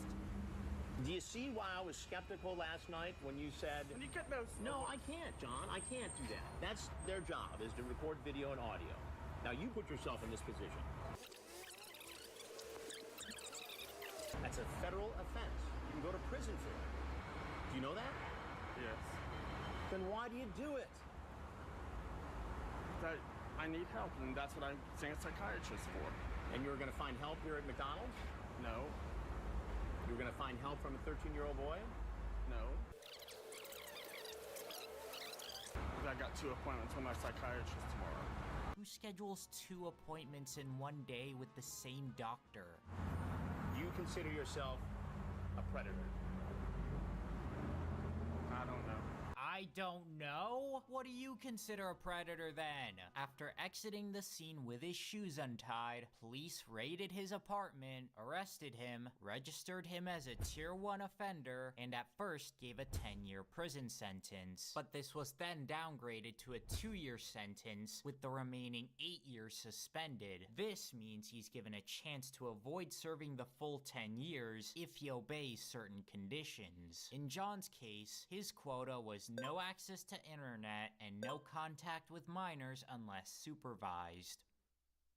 He then exposed himself to 2 15-year-old girls at a park. Once he finished his second sentence, he got a job at a sandwich shop, but once they actually looked into his history, they fired him. Oh, he'll be heartbroken to find out that not even his idol likes him. These guys continue to fall for it every single time. There must be like 100 million episodes of the show, and these guys still come out. Kennelly remains unemployed to this day, and occasionally he's been spotted by TCAP fans in public. Most of the info in this video comes from the TCAP wiki. I know, there's a wiki for everything. They've managed to gather the predators' addresses, court records, birthdays, even social security numbers very easily. That's all thanks to data brokers and people search sites. Your information is on there too, and it could easily end up in bad hands. Don't worry, you can fix that with today's sponsor, Incogni. Incogni scans hundreds of data broker sites for your information and automatically sends requests to have it removed. All it takes is you signing up, putting your data in, and you're good to go. Even well after this is done, it consistently does rescans in case your records are added to a new site. I actually just had to deal with my credit card being used on unwanted purchases, so Incogni came at a perfect time. But that's not the only issue it can resolve. Those annoying spam calls, you'll get a lot less if you use Incogni. So take back your data and click the link in the description to get 60% off a yearly plan. Please keep the memes out of general.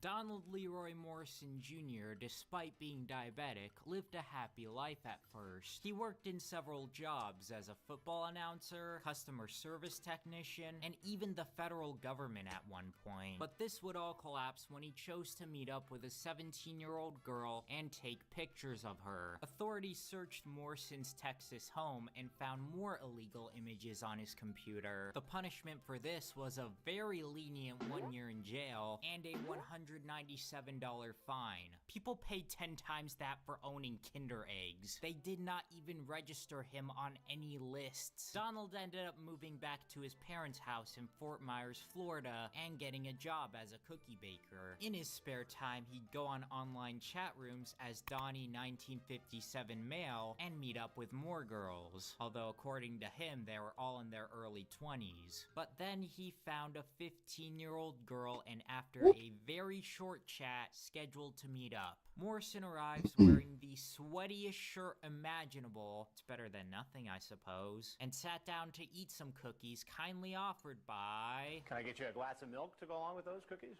Sure.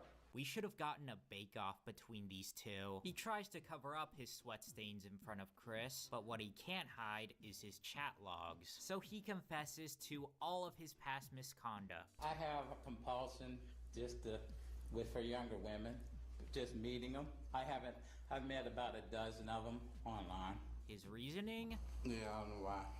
You don't know why? Well, I know why. Well, you treat this like, you forgot to pay for some candy at the grocery store. I know it's wrong. I shouldn't have done it. I knew I shouldn't have done it.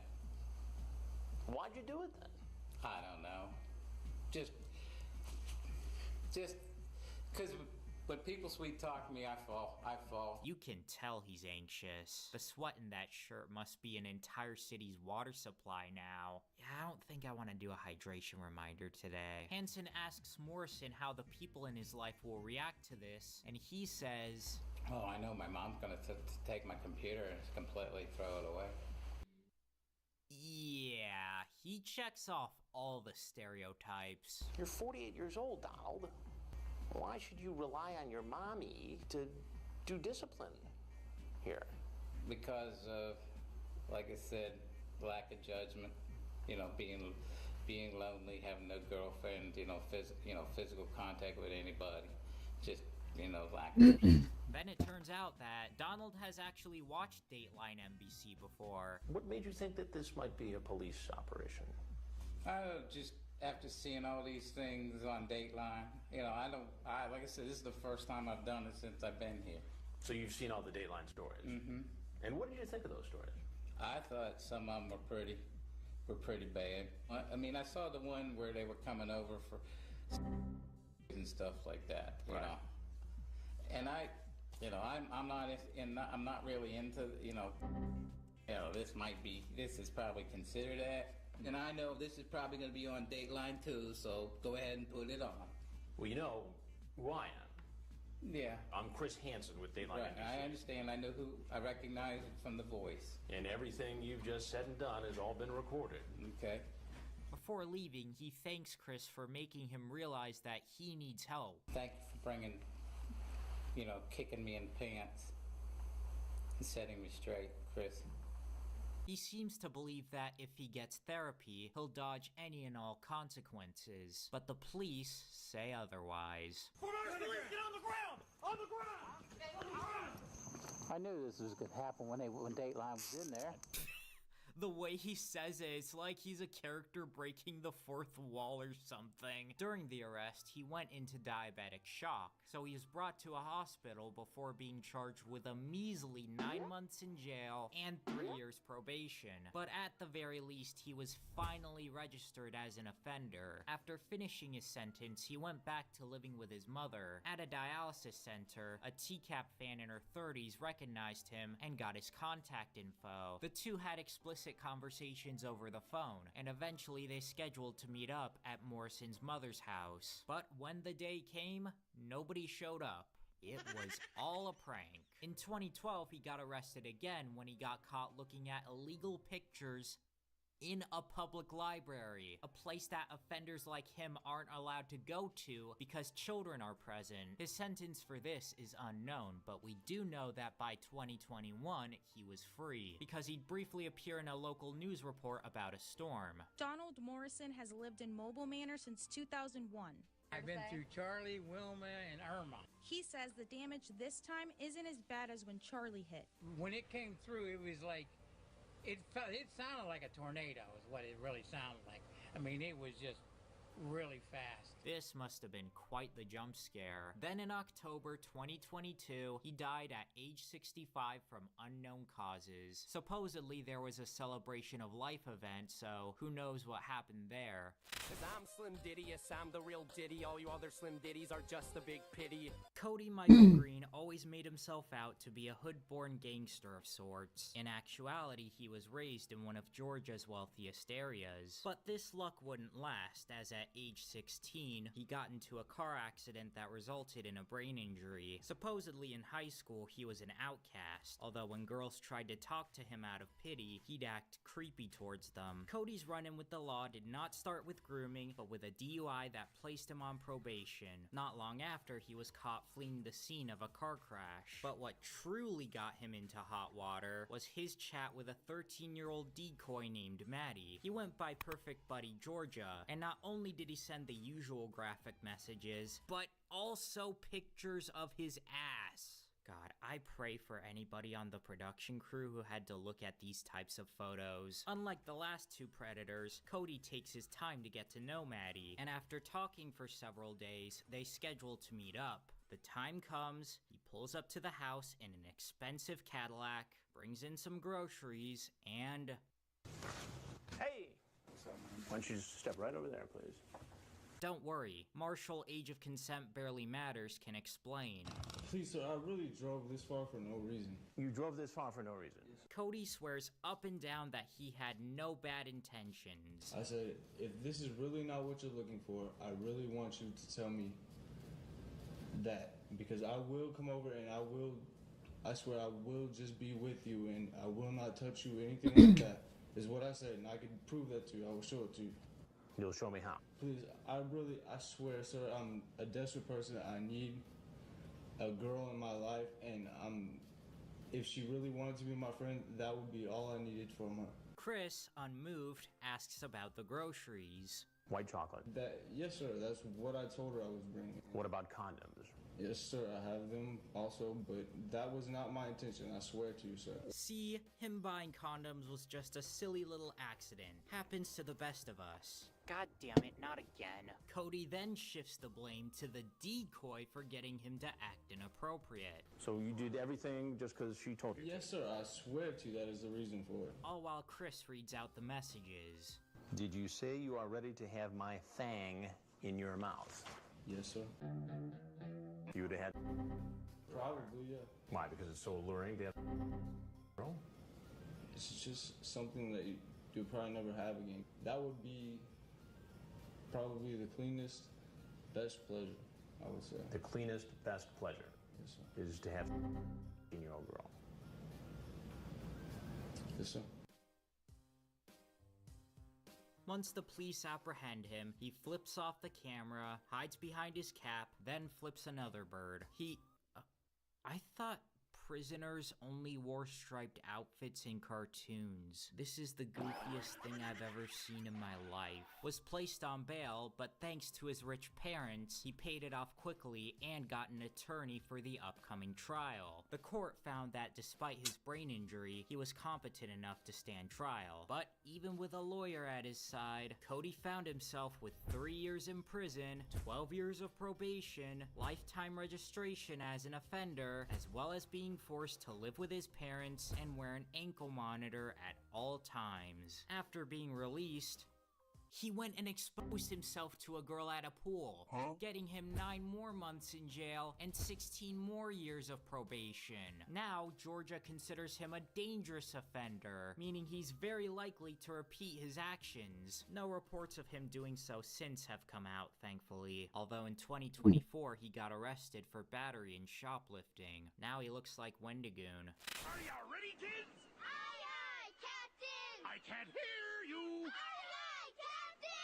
Malik Kareem Washington was a New York University student who worked as a GameStop manager. Under the name Loverboy212X, he chatted with a 12-year-old decoy about things a 12-year-old should not be learning. Malik claimed to be 19, but in actuality he was 27. What's the point of doing that? It's illegal either way. Instead of a house, they plan to meet up at a beach. But because Malik doesn't have a car, he instead takes a train and walks several miles to the area. With him, he brought a zesty SpongeBob jacket and a laptop filled with corn. Once he arrives, he states his intentions in front of the decoy word for word, until a hero emerges from the shadows, causing Malik to do a complete 180. What's going on?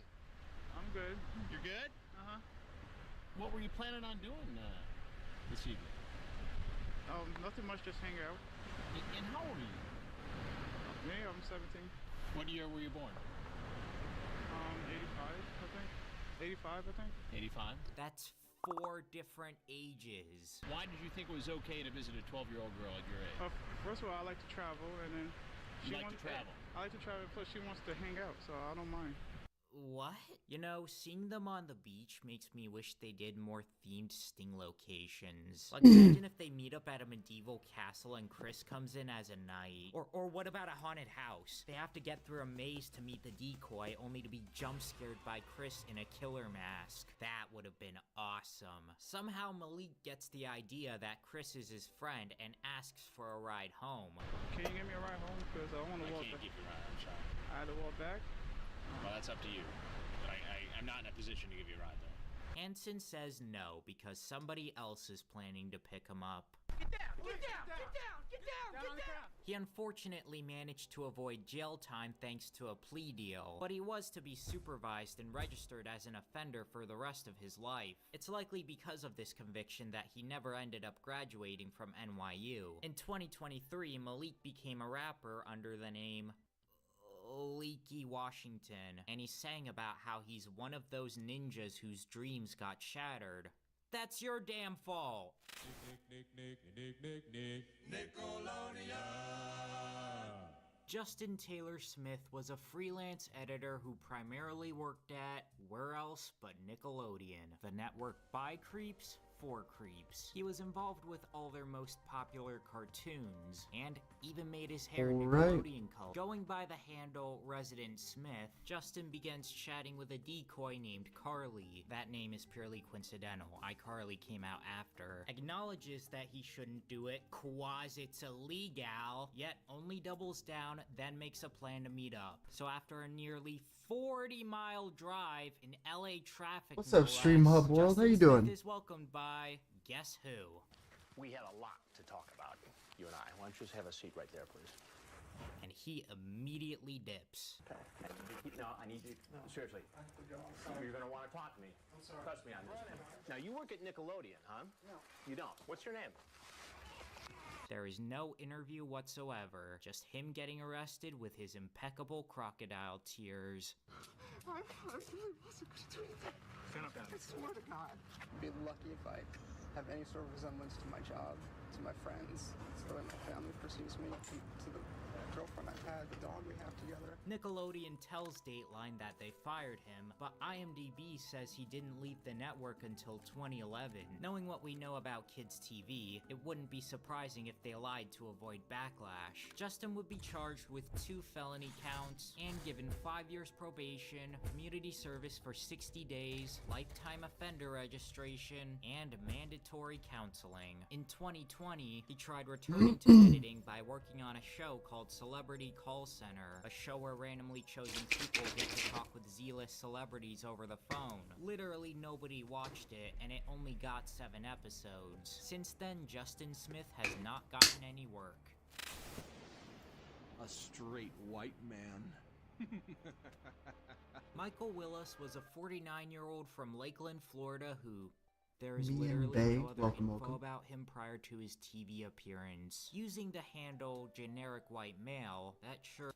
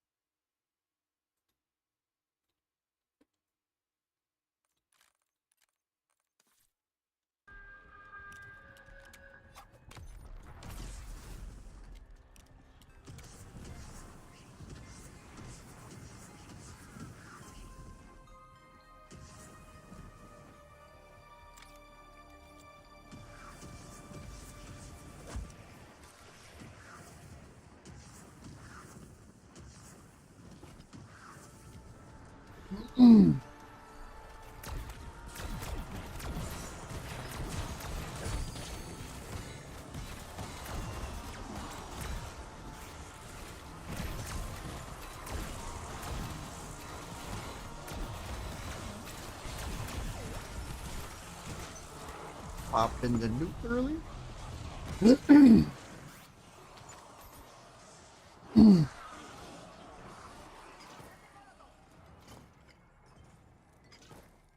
I can't.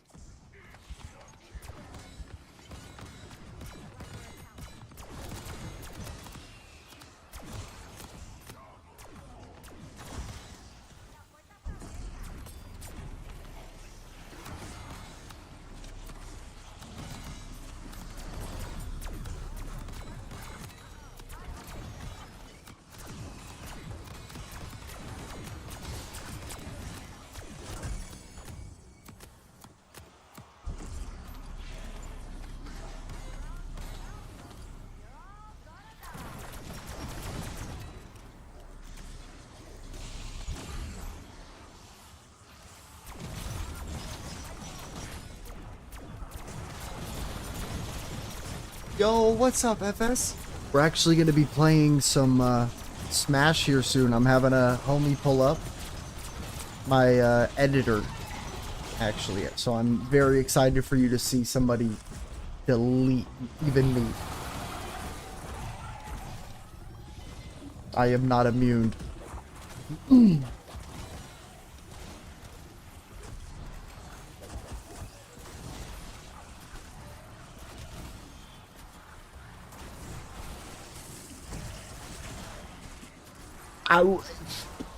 We'd probably say, like, we're even, I would say.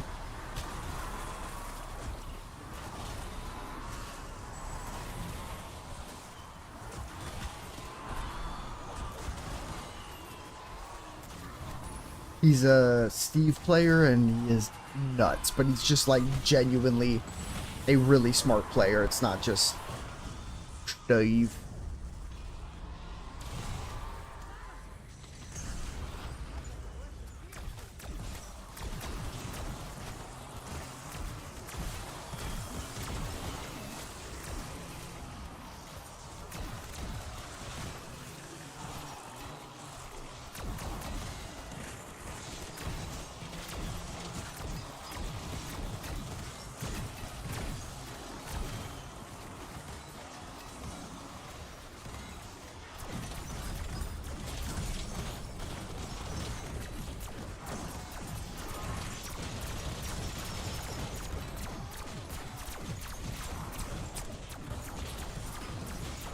Yeah, he is smart as hell with it. I'm excited.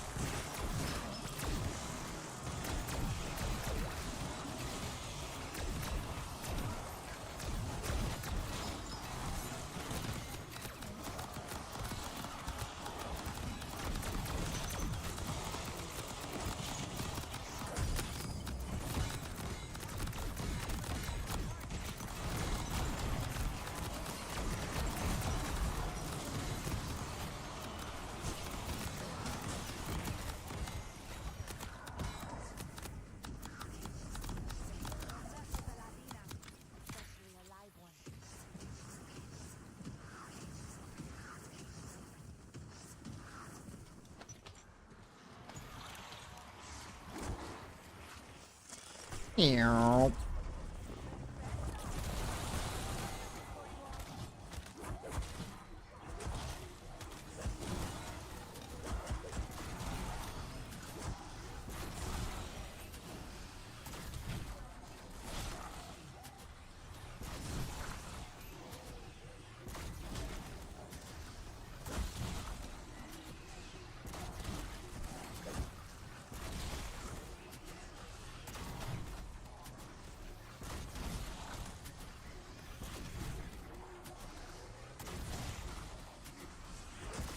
I had no way, people. He.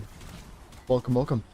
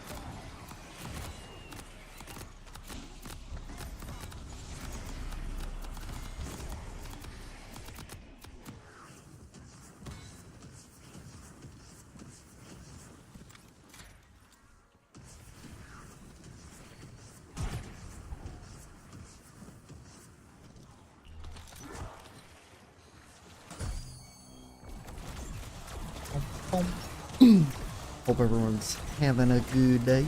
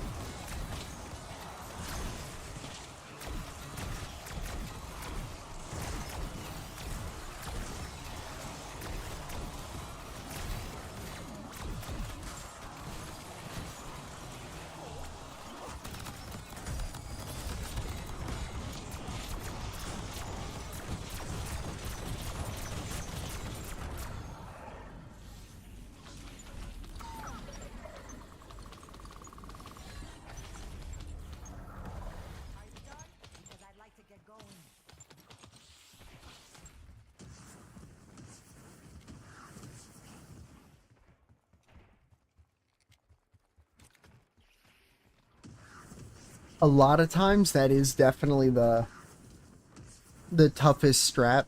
It's doing a lot of egg mix-up.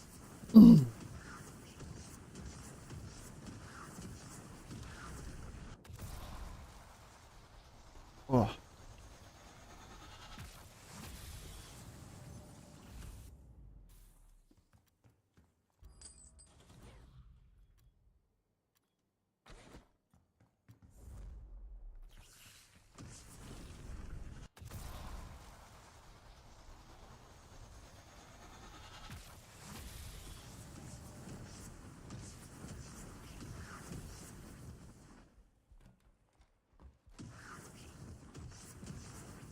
Yeah. You can use the grenade to, like, have an explosion go off in your invuln of getting up. That's a really good way to take care of it.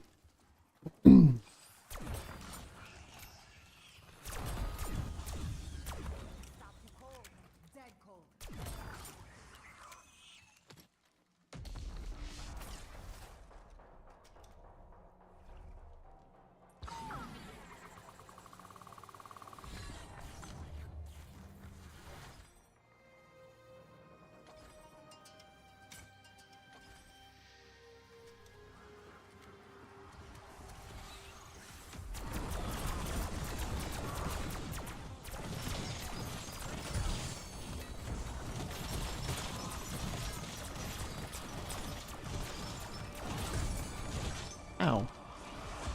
Big ol' meanie.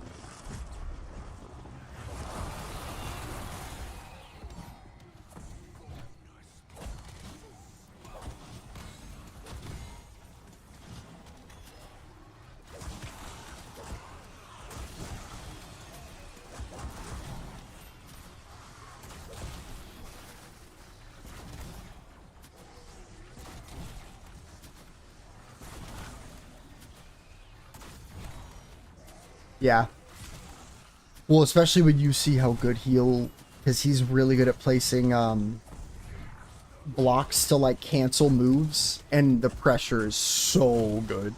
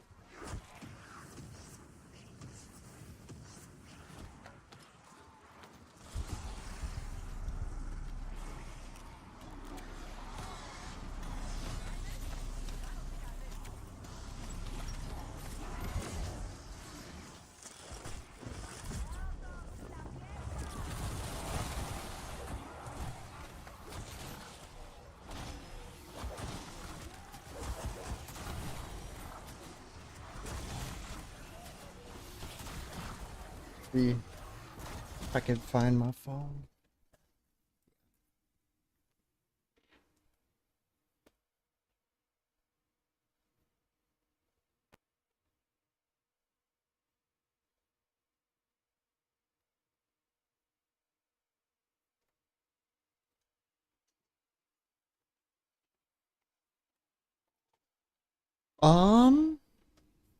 Probably Min Min. Very likely.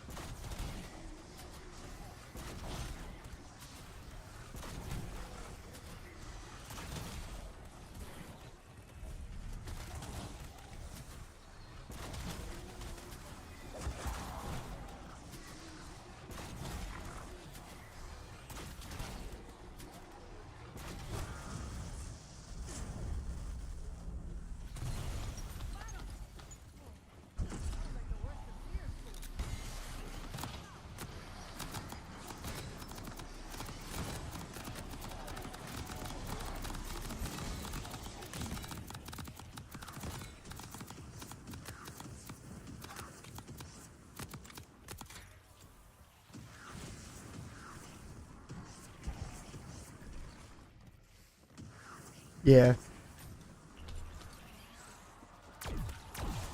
That is a good point.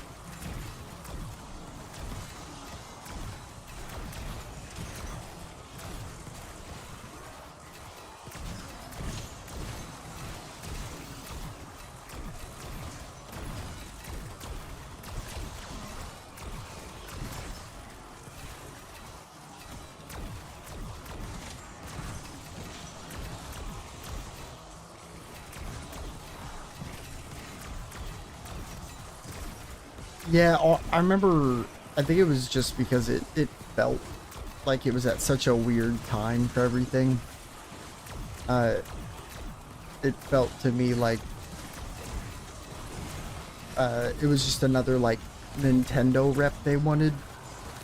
But that was kind of clear from the get that that was gonna happen, so I don't, it always kind of frustrates me that certain DLCs, what's good?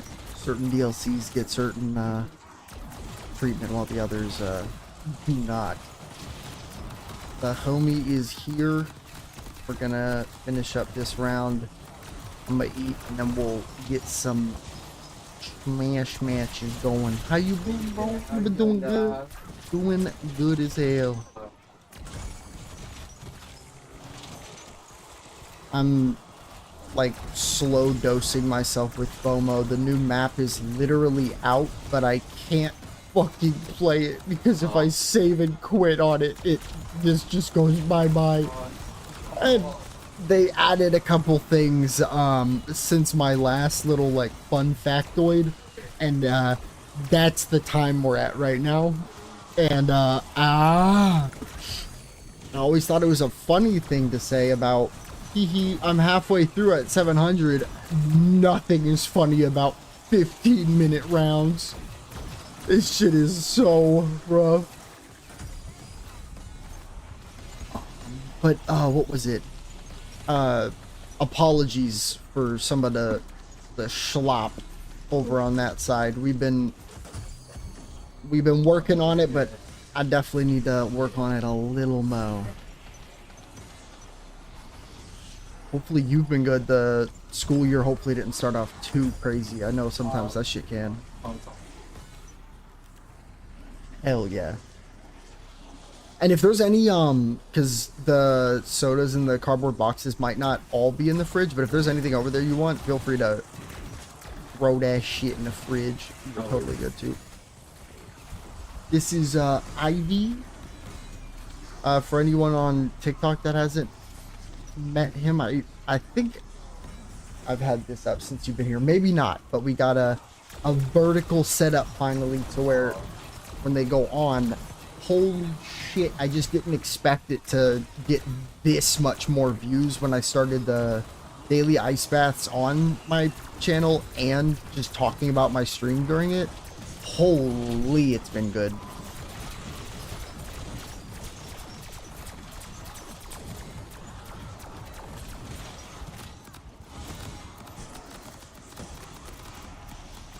Round can end anytime.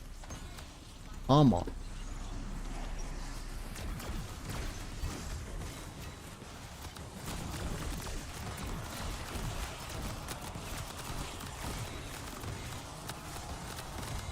Yay!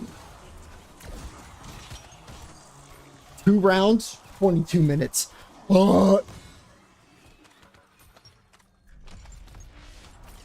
Alright, now unless this is a toxic round, we're gone. You wanna give me a fucking 2-minute round? It'll be nice to me, game?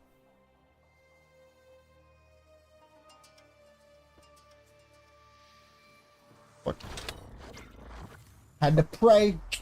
No dice, but I'm gonna end stream, start it back up with Smash, and I was expecting that to be whatever had any pop off, but like I think I can scroll up in it. I don't have the like physical TikTok notifications, so when I saw that, I was like, "What is that?" And he's like, "Yeah, it's about $20 since I'm down." So I'm like, "Oh, okay, thank you." So I'm gonna end stream, let all that get claimed in, and we will be back up with some smims here very, very soon. Y'all stay tuned.